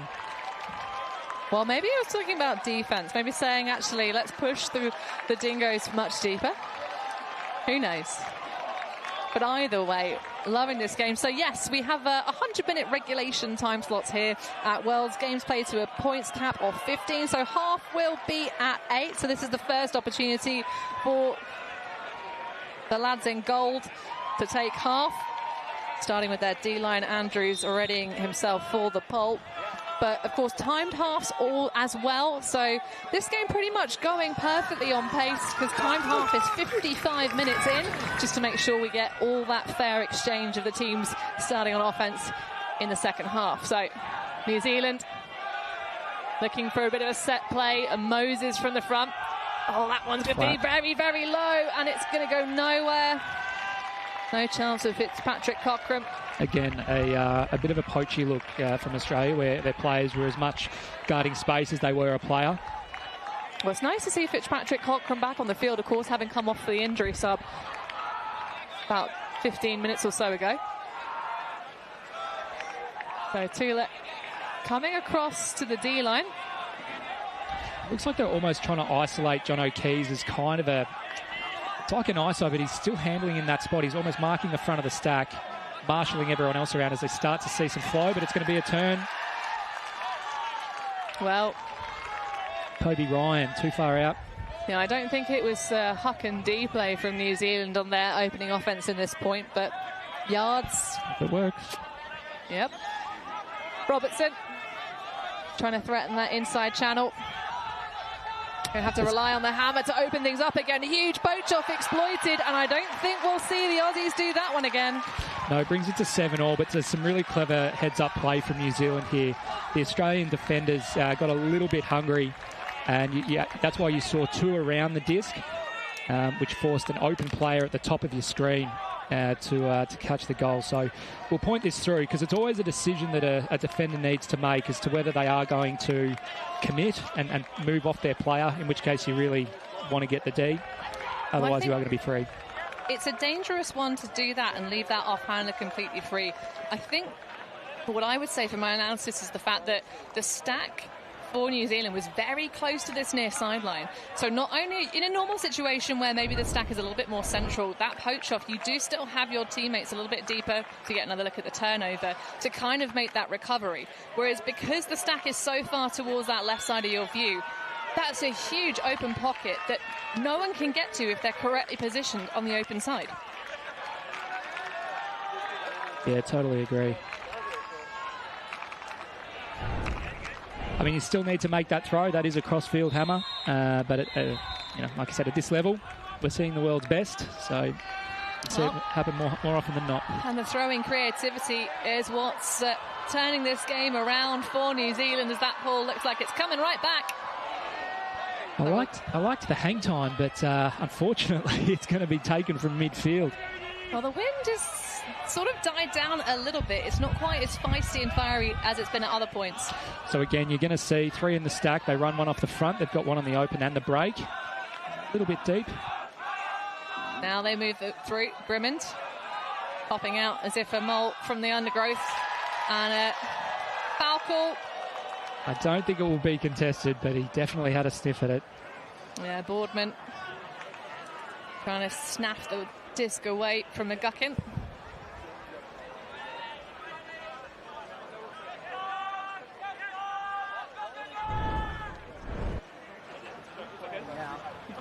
On the strip? Yeah, okay. Do you have an opinion? It was too... I didn't ever get the view. I like the aggressive turn of the line, but he's still on that back shoulder for me. Correct. I don't think the throw did many favours either, because Sam was actually reaching across. It was more in the line of the New Zealand player. Pretty happy with my call. I'm happy for you to contest it, that's fine. Contested that. Yeah, you can contest, like, that's fine. You can have different things. Okay, so a contested foul at 7-all. Australia score this, they will take the half. Liam Grimmond with the disc, Sheridan marking. But what a break it would be if the Kiwis can get one. That would give them a real advantage here. Because, of course, on serve would be The Dingoes popping it in. They've got to protect the house here, New Zealand. Of course, the Aussies doing that, following the pass. Lateral slash cut. Grimmond faking the overhead. Foul called on the dump mark. Be a call of John O'Keefe pushing off. So a few more calls coming out. Things a little bit tighter. Players a little bit more tired. Grimmond without a mark. Sheridan sag right off to protect the open shot to the end zone, which is exactly what they've got to do. Now back underway. Nice discipline from the upfield structure. Australia have a poach now. Grimmond looking for Dish. Has it back to McGuckin. The solid poaching off from New Zealand. Whitlock sitting at the back. Oh, and there is the bit of creativity. This time it's from Tillett. And that will do for the hold for Australia. They take the first half 8-7, but it's getting very close now. We have a live game. New Zealand worked incredibly hard to grind back in. Yes, there was some individual brilliance with that fantastic hammer catch, but also it was just the result of multiple grinds and turns, making the Australian offensive line play a little longer. And yeah, you can see a little bit of swag coming from their D-line now. Well, this game has given us a little bit of everything so far. We've had our first Callahan of the tournament. Absolutely ludicrous throws and catches. And I'm sure it will continue in a very similar rhythm of the second half. What's been your favourite moment so far in this game, Andy? I mean, it's hard to go past the hammer. Let's take that one as read. But actually, what I've really liked is how New Zealand have responded. So, you know, it got out to a 2-3 point lead. That could be traded out. But yeah, I really like their response. Hopefully they bring it in the second half.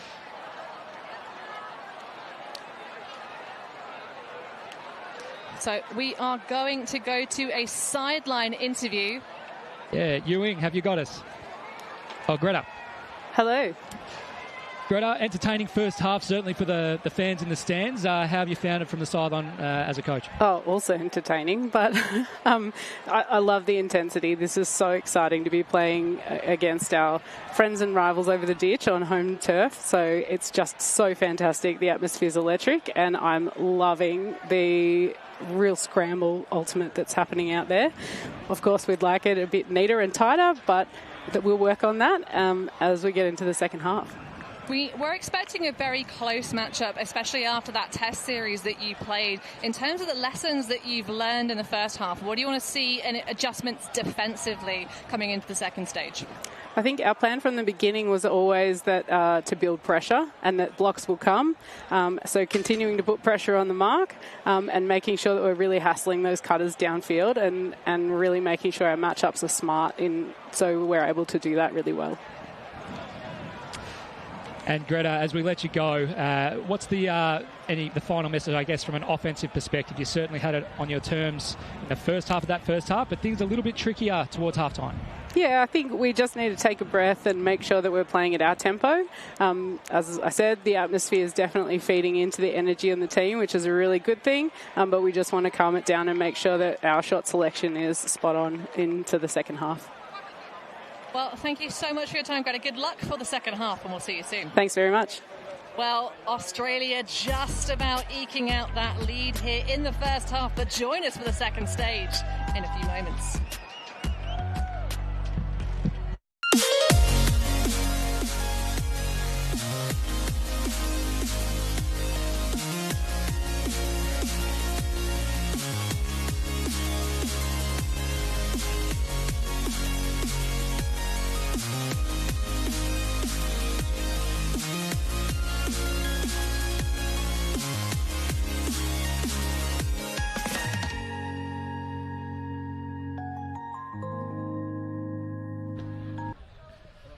A tale of two halves within a single half. An electrifying start to the 2024 World Ultimate Championships. The host Australian nation with an 8-7 lead over the Kiwis here in the Open Division. Ian Toner alongside Liam Grant and Avril Tam. Folks, how do you summarize what we just saw? The Aussies jumped out to a 4-1 lead, and then the Kiwis came back, a 4-2 run of their own. It's a one-goal match here at the half. Yeah, pretty boring first half, Ian. Not much action, just keeping a small ball. And that was very exciting. What I expected from these two sides. A lot of hooking, a lot of exciting plays. Really bizarre from New Zealand in that opening few points. The score was 4-1 and Nicholas Whitlock had not played a point yet. I couldn't believe it. I think he's the best player in New Zealand, hands down to me. How he wasn't playing there at the start, I don't understand. Comes on, first point, scores a goal. Second point, he plays straight away, gets a block. Crazy interception. He needs to be part of their offense or their defense trying to get those up and breaks. But I think that was one of the reasons why they struggled at the start of that game. Yeah. Avril, do you have a thought on what shifted for Australia there in the second phase of the first half? Because they looked so dominant through the first few points. Yeah, absolutely. I think Australia, they're playing really solid, safe, ultimate. The small ball, the handler weaves, that's working well. To be honest, they've just had a couple of misconnections at this level. New Zealand are really punishing them for it. Whereas New Zealand are playing a really different style, a high-risk, high-reward situation. At the moment, they are landing all the rewards. We don't know if the risks are going to come and bite them in the butt, though. Just when we thought Tom Tullett had turned in the highlight of the tournament, the Kiwis had other ideas as Whitlock picks up the disc and sends an absolute bomb, a full-field hammer, to convert a downwind score. Yeah, big debates going on in which play was the more spectacular, but really, I think that layout grab hammer, you don't see that too often. I think the Tom Tullett defense was almost like a sack coverage defense, as you might call it, Ian. I think New Zealand at times have had their dump very far away, upwind, downwind game. You want to be a little closer. That's a difficult swing pass for anyone to make. And that's how Cupcake ended up getting that Caroline. I think it was a very difficult swing, good defensive coverage. Australia doing a much better job of having the dumps a little closer, keeping it small in this big wind. And they probably looked the stronger team. I think New Zealand just rode the lightning at times to get back into this one. We're on serve, so it's anyone's game. Interesting to see both sides putting their kind of big men on D-lines at time. Rob Andrews playing a bit of D to maybe if the D-line get an opportunity of an up and break, just hook it to them. Rob Andrews caught one and went back for an injury call and New Zealand ended up scoring that point. So you're going to see both sides do that, I think, quite a lot. D-line gets a chance, upwind, have one of their big men on the field and just lash it to them. Big test ahead for the Kiwis. The Aussies also trying to hang on to things in front of their home crowd. When we come back, second half action here from the 2024 World Ultimate Championships in Gold Coast, Australia.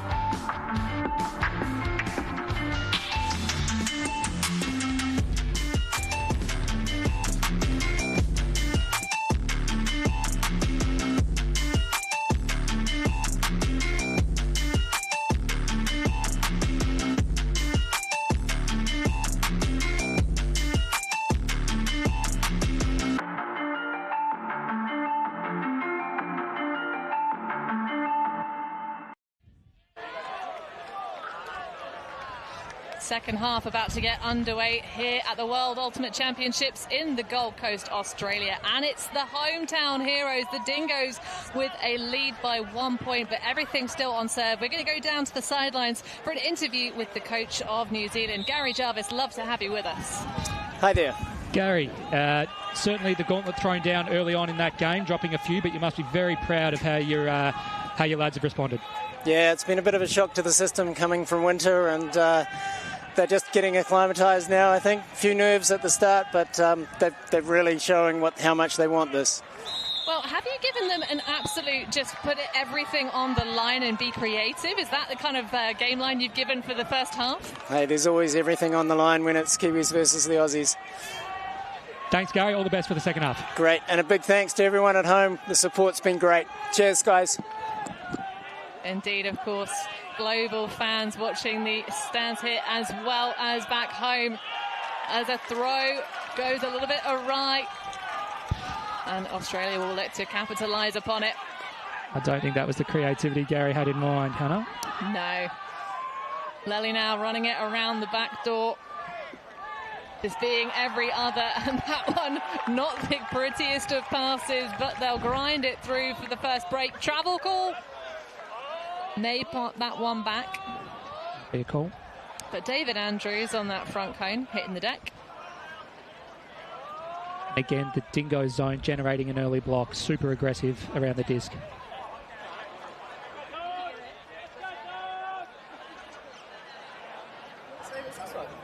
And of course, the Dingoes are Iconic name. What it looked like to me was he sort of took whatever steps and then stopped, and you hadn't called travel at that point. I don't know if you were intending to, and then he's pivoted around and thrown. So unless he travelled before that, it looked to me in a second.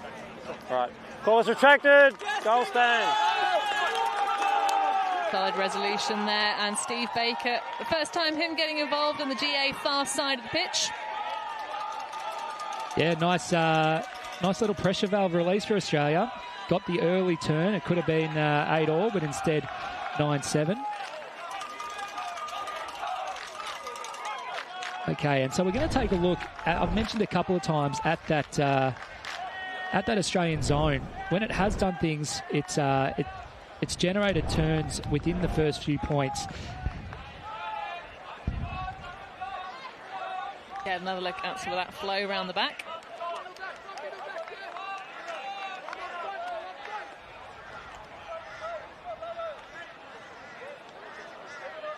So well done from Australia getting that turn and then moving it onto the offense. See that turn, just baiting the throw over the top. That's where the space is on paper, but easier said than done, Hannah. Indeed. Well, solid grind through that last point, though. Again, sorry, last throw. A little bit quirky there. Andrews just able to keep that one in possession. But a solid start for Australia, getting that break of score coming into the second half. And a rolling ball that will be fielded to the front by Jack Keddy. I think towards the end of that first half, Andy, we started seeing a couple of power lines being played by both sides. Some of our O-line stars looking to try and anchor things for the D-line, especially, I think, for New Zealand, trying to keep their defensive players together when they got those turns. And once again, we're going to see Australia's zone here. I think we're going to see this more in the second half. Oh, that one just scooped up and put on the cone by Haberfield. Swinging it across. Not too much crashing in, just allowing for the space and they're trying to overload the downfields. Now Whitlock coming in, and of course he's going to go for the shot, but that one directly into the hands of the deep, just waiting at the back is Shepherd. A nominative determinism, perhaps.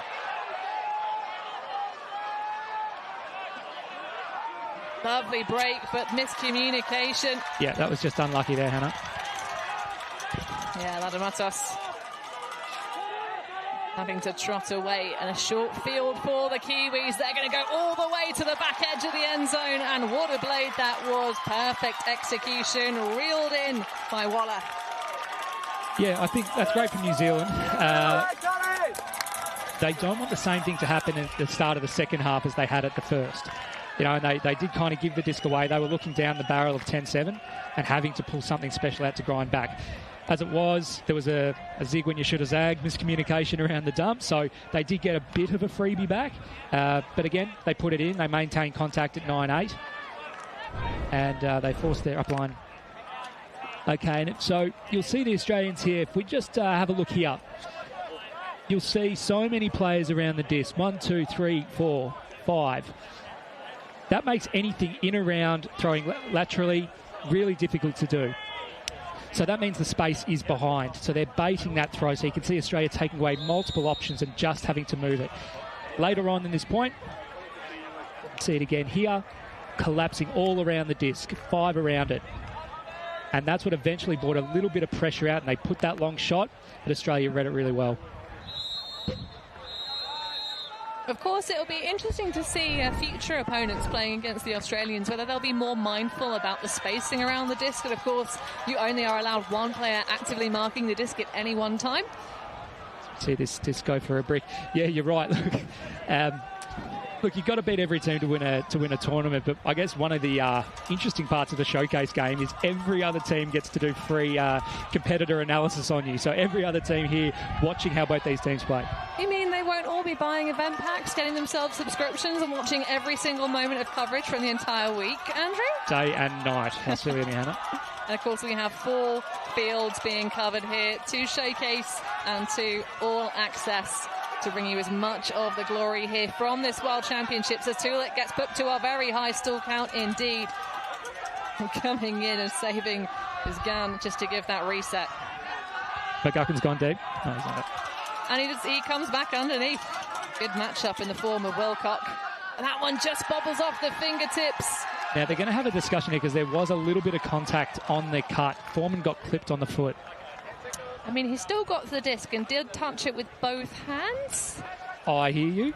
And I think if I was Bill, he would say it might have been a bit easier. But I hear you. Uncontested, I think. Oh, I'm only doing it for a little bit of sauce. Look, no, I think you're right. It's seeing correct. that's not called. There's the foul does impact things, and of course the foul is a stoppage from where it happens. So in the technicalities of things, but it did. There was opportunities to catch that one. Inside break, just about held onto, clung onto on the far sideline. The intensity really starting to ratchet up. That one high stalls for a stumbling Tullett. And back in. Oh, and just an easy one to finish it off. But rudimentary backhand with speed underneath it from McGuckin. Yeah, Pete Blakely able to throw the open flat break. I think his defender had half a bit on the disc. That put him on the wrong side. Had to kind of go back around the long way. Gave Pete a solid second and a half to throw the open break. So Australia with the upwind. New Zealand, again, their offence will need to move it upwind. They've got the job done, but I wouldn't say it's been done convincingly. I mean, you're right. We've seen Les probably go uncalled, but did affect his play on the disc. See two players lining up. McGuckin ended up taking the break goal. And we have had, lady luck favouring both teams in this game. A couple of things that have gone awry, a couple of things you go, wow, what an absolute catch. Because you make your own luck, of course. But this one, of course, the real winners are us getting to watch this absolutely fantastic opening showcase match. Great parity. You can see these teams, that test series, paying that extra bit of credit. From the get-go, it's been good matchups, but I think we're going to start to see those lines closing in the final half hour and just the stars coming out before the sun abates. Robertson bringing it forward. And sort of stack surrounding from Australia. Quickly abused. They hit that far sideline, but that one just bounces out like a piece of toast. And Andrews now surveying the options. A bit of late adjustment from the reset as everyone else flooded through. Yeah, call. I think it's a call on the mark. Violation. That will be about the stall count, I imagine. Some kind of marking mischief. Front row seats to this one. Wait and then go. What's our force? Uta.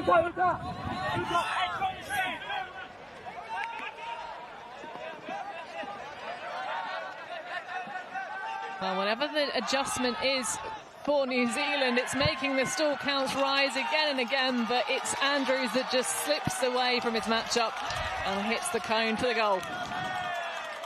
Yeah, so Australia opening up a similar gap to that of which they had in the first half, 11-8 now. I think New Zealand's biggest challenge will be how they adjust to playing offence upwind. As we'll see in the replay, everything from Australia in their body language, in their defensive marking, is saying, we dare you to throw it long. They're all fronting them. They're all standing 2, 3, 4 metres off their player, between their player and the disc, and saying, if you want to send it long, we're going to beat you in a foot race. Well, all of the Aussie coaches have got little sort of secret service-like headsets in, the earpieces. I wonder if maybe they've been tuning into our feed and have heard that little tidbit from inside the Kiwi coaches huddle, because of course that's what was said, was that it's easier to come underneath than it is to go chase the disc long. So clearly the Dingo mindset is to just be like, yeah, go on, have a go, see if you can beat us, because it's about a 75-25 chance, I think, at the moment. Yeah, I spoke to one of the coaches. They actually just listened to Steph Rapazzo's podcasts on them all day, so which is entertaining stuff. Shout out to Steph. No, I'm with you. I'd love to know what goes on those headsets. Well, no one available to field the pole. The set play denied. Big space in the backfield. But against the Aussie zone, New Zealand just want to look for their near side players. They need to use the width more, New Zealand. They'll move it to this strong side, that's fine, but they don't have enough width out the back. You probably want to see one dump go to midfield. Then this one on a very high count. They're forcing them in. That's the one that you'd want to see swung. Well, they do have a target available, but it's that just player on the wing side near to the disc that makes it look unattractive, but that one is a bit of a sitter. Oh, what a fantastic recovery underneath it. Nearly a game of pinball for one for Patrick Cochrane, but he makes it in the end. And that isn't pretty, but it'll be okay. No, I mean, you talked about Lady Luck earlier on, and we saw 2 bobbles from New Zealand. One fell out. This one he was able to hold on to. Definitely had some heat closing in quickly. That was Dylan Bennett. Did almost everything right, and as I said before, they're baiting that shot. They are challenging New Zealand to throw that shot.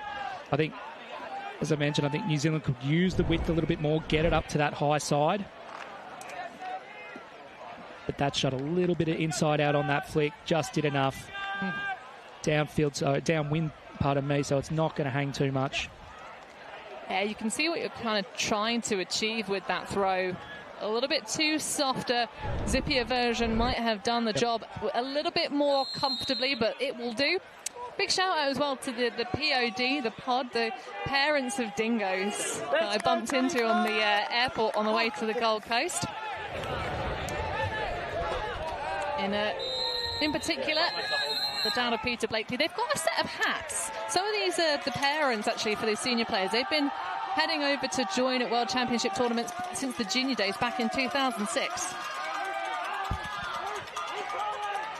But nothing junior about the way these Australians are playing at the moment. Proper seniors float. Nice work, but that's a fantastic block. Full stretch layout, and again, who else delivering for New Zealand but Charles Patterson? This is his highlight reel. This game, his own personal highlight reel. Properly horizontal. Whitlock with the lead-up line, too lit with eyes on it, and just shepherds it out of bounds. Nice vision from Chulett there. He was covering a deep cut. His deep cut cleared, but Chulett checked back in with the lane. Also really hard. Sometimes you see some pretty big bids and things like that, but avoid collision, read the play, picked it off on the poach. And we'll pick it back up, of course. Making his move after the disc has been thrown, because a poach off of any other variety would have left them exposed for a shot across the bows to the break side. A great smother cover. Downfield, there's a poach off. And again, huge pressure, this time not to be for Patterson, but he was in a great spot. McGuckin with the more experienced eyes on this seniors team. Nice break around and easily into the end zone. There's going to be a little bit of a chat, though. There's only a whisker in it. Patterson almost with 2 enormous plays in 1 point. As they are going to have a chat about the travel. It's retracted to goal. Players are going to chat through it, but the goal has been called. Yes, the parents of dingoes, the pods, the Blakeleys in particular, have been building Australian Frisbee players for about 20 years. Well, someone building throughout the course of this game. We knew he was going to be delivering us big scenes. It's Samuel McGuckin coming out here and being a hero for the Dingoes. The business development manager's got his briefcase and he's showing us all of the documents.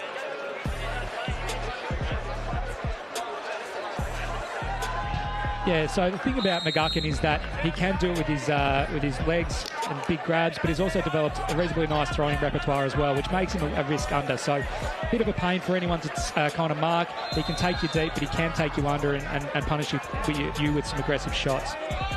The other thing I quite like about him is he times his cuts very well. So you'll see him looking seemingly open a lot of the time, but that's just because he's read the timing of the play, the readiness of his teammates really well to cut off them when they're in motion. Well, and on home soil as well. A Brisbane athlete by birth, currently residing down in Melbourne, of course. So we see a bit of friendly fire on the far sideline. You hate to see it, but these things do happen. So again, looking for that backhand. A call? Yep. Travel call, so we'll go back. But we'll get another look at that delicious throw to Scott Perry. It will come all the way back, though. Crowd have not realised. Crowd only just realising now. An ever so slight groan heard around the crowd. I mean, I've never met a call that a crowd enjoys on an ultimate pitch. I'll be real with you. Is there a stalk out? 3. So again, with the travel called on him. So a violation call, but you will see more or less Australia's setting up in this structure that you've seen a few times today. They've got one in the open, one in the break, and 3 in the lane.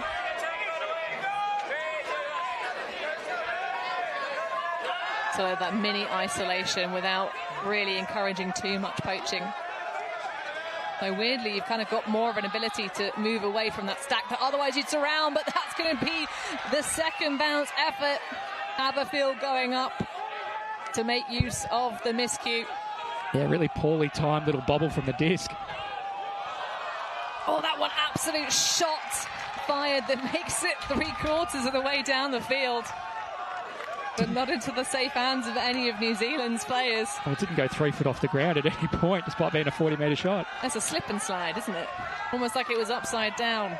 Gan cheering up the near sideline. Loughnane around. Oh. And Boche. Just looking to isolate that one. Flobble wobble on the disc and a low one through. What a reaction grab. Castagnano. He's getting a little bit messy, but calming the pace down now. I think this is where you start to see fatigue set in, huh? I think so. More galloping than sprinting. Loughnane. Oh. Of course, Kyle Lowe with a sort of semi-mullet mohawk going on, but there's nothing more stylish than that blade to finish things off. Boche. There you can see the New Zealanders giving each other a little bit of commiserations, pats on the back. Australia leading the charge now. The waves of breaks are coming like the waves hitting the shoreline not too far away from here. In the second half, for every 2 goals that the Aussies have scored, the Kiwis have only got 1. Yeah, you can see them starting to pull away now. I spoke briefly about the fatigue. Nice patience from the Australians, just throwing probably close to 30 passes. As you see that goal go in. Castragano probably deserves a shout out for keeping that point alive. That we saw a low shot over the stack, but the goal there, Ollie Loughnane, I believe originally out of Geelong. Dingo's working through some of that fatigue. We are seeing, I think on both sides, we are seeing it being a little bit harder to get open on the dump. A throw's probably being thrown 1 or 2 counts higher in the stall. But overall, still a very high quality level of ultimate and a great start to our 24 World Championship event. When we talk about the fatigue, I mean, the fatigue effect in this game shouldn't be too potent. Obviously, the only game of the day, first one of the tournament, but I think probably there's a weather advantage. The coaches for New Zealand did talk about the fact that they've come out of basically straight out of winter into 30-some degrees heat. Of course, the first 3 days of this tournament expected to be scorching. And then hopefully should cool down to the mid-20s Celsius. For our North American audience, of course, they'll be used to Fahrenheit, but it's Celsius down under. As a foot block. There's a call. It's going to get called back.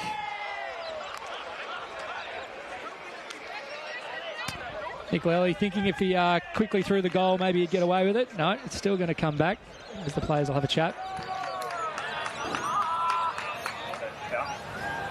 I think we did good. But I guess what I'm saying is as I was going through the throw motion, you got back. Yeah, I think that was half. I think that fucked with having times before you threw that through was what I was thinking. So, yeah, can we look at it? I mean, yeah, it's going to go. So both players wanting to see a replay. I don't necessarily think it's going to change Robertson's mind, just quietly. No, they are. I think they're just going to call it as a contested foul.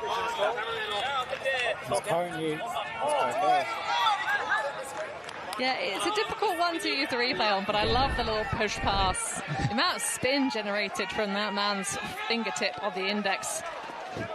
Very impressive. A real page turner. So Dingoes again playing everything under. Are we back to the zone?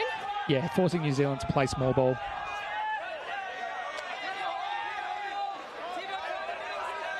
You can see the wind gusting conditions actually really changing the flight path of the disc, making it that extra bit unpredictable as this game draws to its close. Just under quarter of an hour of game time remaining as they hit Whitlock on this near sideline. That one was never meant for Keddy. So long as he knew that. Yeah, well, we have seen that moment of friendly fire on the far sideline. Obviously, you need to see that communication. Oh, that's a bit much of a bosh there. Behave, Andrews. He was trying not to fall over himself. It's opened up for them now here. Yeah, real smooth news now. There's a flurry of New Zealand shirts goes, and they're again exploiting the player in open space. This time it's Haberfield on this near sideline. I think you see the difference in those points versus the points where the zone has generated a turn. Obviously, there were two shots through the middle. One was half a sniff, the other was really clean. But the other thing that they did is they used the width of the field. That goal, probably within 3 metres of the end zone, but I don't think we've always seen them using that width. But it's those shots through the middle. That's the way that they're going to break that zone. Well, the Taniwha, have managed to grind their way back. They did it in the first half, but it's going to take quite the effort now to really put the pedal to the floor in the last 15 minutes and snag themselves not 2 but 3 breaks just to put it back on serve. Of course, if they equal things up, it will be the Dingoes with the first win of the tournament. Yeah, and I think if you are the Dingoes, your goal is to kind of play very placid, structured ultimate. We saw just how much energy the whole crowd and all the New Zealand team got through some big plays, through some breaks. New Zealand want to replicate that. The Dingoes want to make this a very placid finish. That's what's been a really good game. Indeed, and actually to talk about the overall format, as that poll will sail well out of bounds. Of course, it's a stages of initial 4 pools of 4 here in the Open Division. This is Pool C, getting underway extra early. They'll then advance through to power pool stages just to keep things nice and fair. So you see Keys just bringing that one to the brick mark. No Barry Trenger under that X, unfortunately. Yeah, I mean, that is New Zealand's 3rd brick, so, they'll have plenty of things to work on, but 3 yards you don't want to give away. Absolutely. Well, squeezing to Ragaki on the near sideline, and that one's got plenty of curvature on it, but easy pickings and an injury for Wilcock.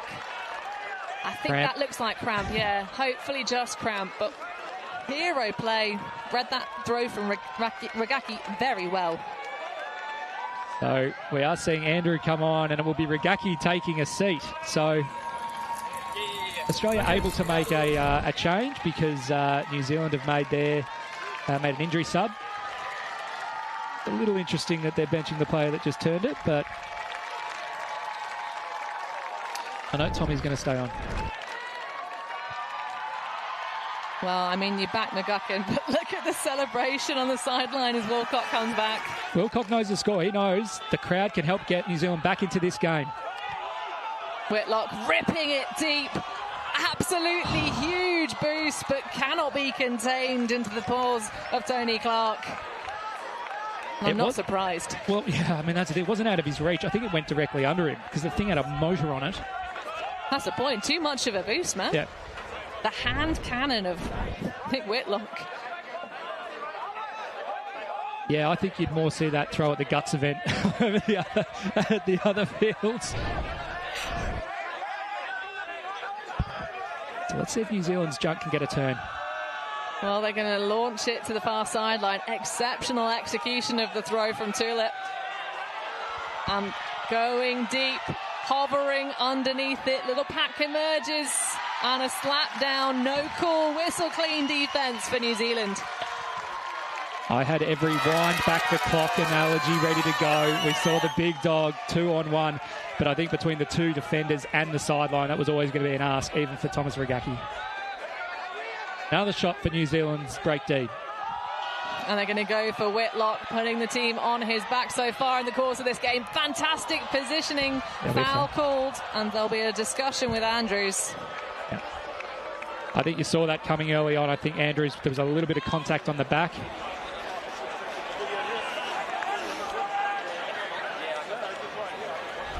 Can we watch? Well, it did look like Whitlock had good position. Agreed. I'm not going down the body, I'm going down the arm. Both players happy to send it back. I'm going to consult the game advisor. Interesting, we're starting now to see some shots go both ways. I really like that second replay we just saw there. You kind of really go see how you kind of see how it goes on the inside of the body channel, and actually you get a sense of what Whitlock's talking about. 100%. I felt like I was still on my way to go. Too much touch. Don't mind the option either. I think. Oh yeah, I think we need New Zealand to ride that lightning back. We need them to kind of start bringing that thunder. Really channel the Maori energy for which they're named. Large supernatural beings. I'll tell you what, and that's going to go second action replay, but just too high this time. Nice double coverage from Australia, but it was still Whitlock's to lose. Almost ran under it a bit. And, you know, I bring it back to the, I guess, the point in the game. I think if we see that in the first 3 points, he might grab it. Some heavy legs, some fantastic highlights from him. As we see now, New Zealand's zone look, playing very aggressive, going to force Australia to shoot over or wide, which is what they've probably done a little bit better than New Zealand, utilising the width. Well, I love that, using the big frame of Whitlock on the point in the mark of the zone. But Ragaki now overshooting the target downfield and releasing the frustration as Owen Sun with the slap of the disc.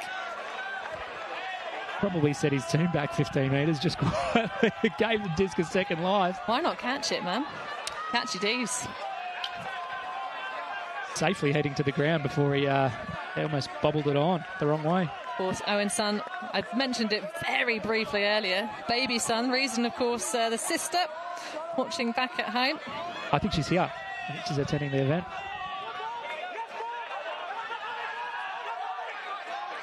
So can New Zealand punch in their first break of the second half? No, that one a great effort from Sun, but the throw just a bit too much. Keys to bring us in. It's right from our broadcast position here, Hannah, you're spot on. Whitlock's a big boy. That's a big frame to throw around. Yeah, 196 centimetres. Tulip. No one anywhere near. Doesn't need to be. Keys threading that one through.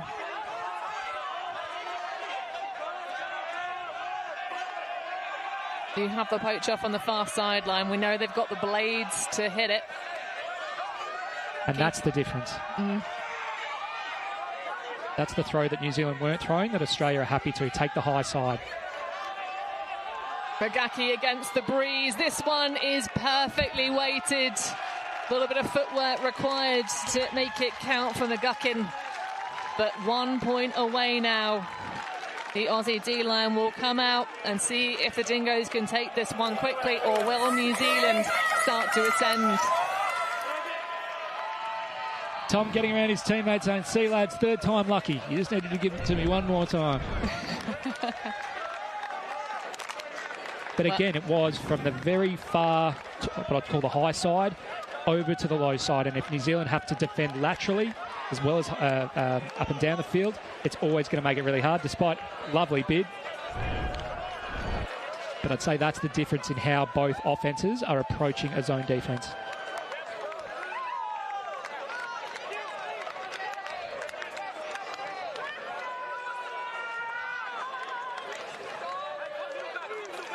So Taniwha trying to hold on to this one.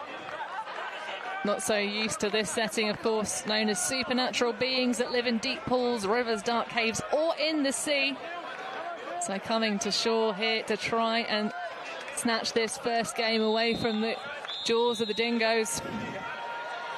But Shepherd with what could be the last pole of the game, and it's a roll that will be fielded very well. Getting those extra few yards for New Zealand. Petty keeping things simple, getting a little cuddle from the mark as they move across in this zone. A few more players trying to go around the disc, provide those lateral options. As the sun starts to just sink behind the stands. Foul call. Yeah, relatively straightforward one there.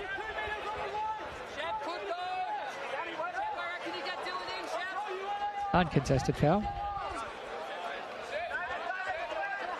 Yeah, Robertson bringing us back in. And a violation, yeah. Don't think he dropped in the stall count. I noticed something out of Robertson's mouth early on. Don't think the stall count was reset. I think they've had essentially a change of personnel on the stall as well. A cycle through, even though the disc hasn't moved. Oh, that one's a difficult catch and made look very easy by Liam Haverfield as soon as that came out of the palm. That looked ugly. Better from New Zealand now, able to open up some space, moving the Australians back and forth. Pushy, Hannah. A push pass. We love to see it. And another one. Working out very well, those little connections. Fitzpatrick Robertson, and that will work. And immediately throws on the bounce. Is it too much? It is indeed, and it is taken away. Alex Shepherd, denial, but they're going to have a little chat about it. Downey perhaps getting a little bit too much touch from the number 99. I think he'll say he got his ankle clipped. Anybody else have a perspective? I don't think there was enough contact. Are you calling a foul on Yes. On where? Sorry, where the That's contact? to go up. There was collision with my back leg. Collision that slowed you down? Yes. To me, he had a position of the disc. I'm not. No, it's a call if that contact affected your play. But from my perspective, he went around and got the disc. Okay. Try check. Okay, accepted. So retracted foul call. And Alex Shepherd to see if the Dingoes can do it with defence. Bright sends it back. Now Nicholas Lely downfield. Good gainer. As everyone else tries to push through. Offhand, high release, backhand. Andrews trying to throw the sneaky inside. It just makes it to Noel. Gives it Christmas. It is on the front cone. And that one will work. A little celebration for Mark McClay. And that will wrap us up for our showcase game. 15 for Australia, 10 for New Zealand. Yeah, excellent game. Ups and downs, highlights from both teams. Both teams some things to take away, to be proud of. Also some things to work on. But I think a real treat as our opening ceremony showcase game. Something to like for everyone there. It was fantastic. Absolutely. And you can see everyone immediately moving themselves out of the stands to go and get some snacks, some dinner. But what a game that was. I mean, we talked about our highlights from the first half, Andy.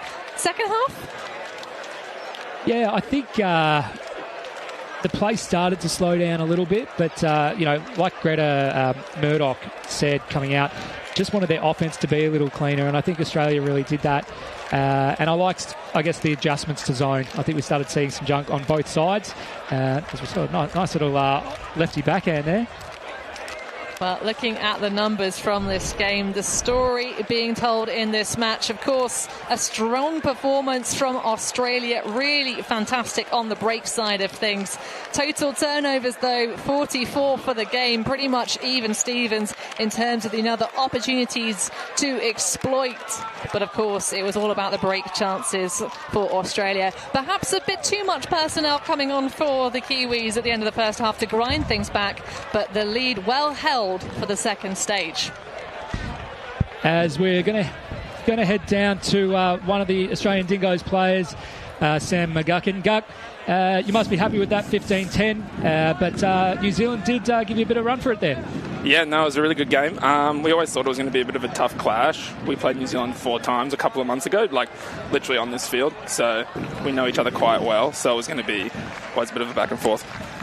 Yeah, talk to us about how it was, sort of the interplay between the two teams. There were a couple of testy moments, some chest bumps, a little bit of attitude. What was it like as the players? Yeah, on the field it's always a bit chippy like that, but on the sideline, good discussions being had. On the field, pretty good discussions being had, so I think it was overall pretty good. First game of Worlds, so it's going to be a bit feisty. And a bit unusual, Sam, that your first game is the showcase game. What's planned for the evening? Straight into the ice baths and watching the replay on Ultiworld? Yeah, definitely hitting ice baths and then a bit of a sauna and then dinner, team meeting, getting ready for Singapore tomorrow. Well, we'll let you go, but the final question for you, Sam, what's it like playing so close to home where you grew up? Oh, it's great playing down on the Gold Coast. It's a lovely area. I played like 4 or 5 tournaments here, so it's great to be back. Well, congratulations on taking your first of hopefully many wins across this tournament, and we'll see you again soon. Thanks, guys. Thanks, Sam. Well, what an opening came for us here on the Gold Coast. The World Ultimate Championships, 8 years in the waiting, and the Aussies and the Kiwis opening us up with a scintillating play. So many scenes, Andy. Yeah. A lot of highlights on both sides, lots of bids, lots of long throws, lots of high grabs. Whitlock, one of the stars for New Zealand. And Tulip getting it done, putting himself in the game. He had a purple patch there, catching, throwing goals. And if that wasn't enough, decided to grab a Callahan while he was at it. But I think it'll be hard to go past that highlight from the Kiwis. Oh no, absolutely. Their highest finish in history is 7th place overall. Not for 2 decades, of course, for the New Zealand side. The Aussies really looking to try and grab themselves a podium finish here, and of course in great form in recent seasons. But that will finish us off here for our showcase opener in the opening division. Myself, Hannah Penderbury and Andrew Moroney. Pleasure to have you with us, and we'll see you for the next one.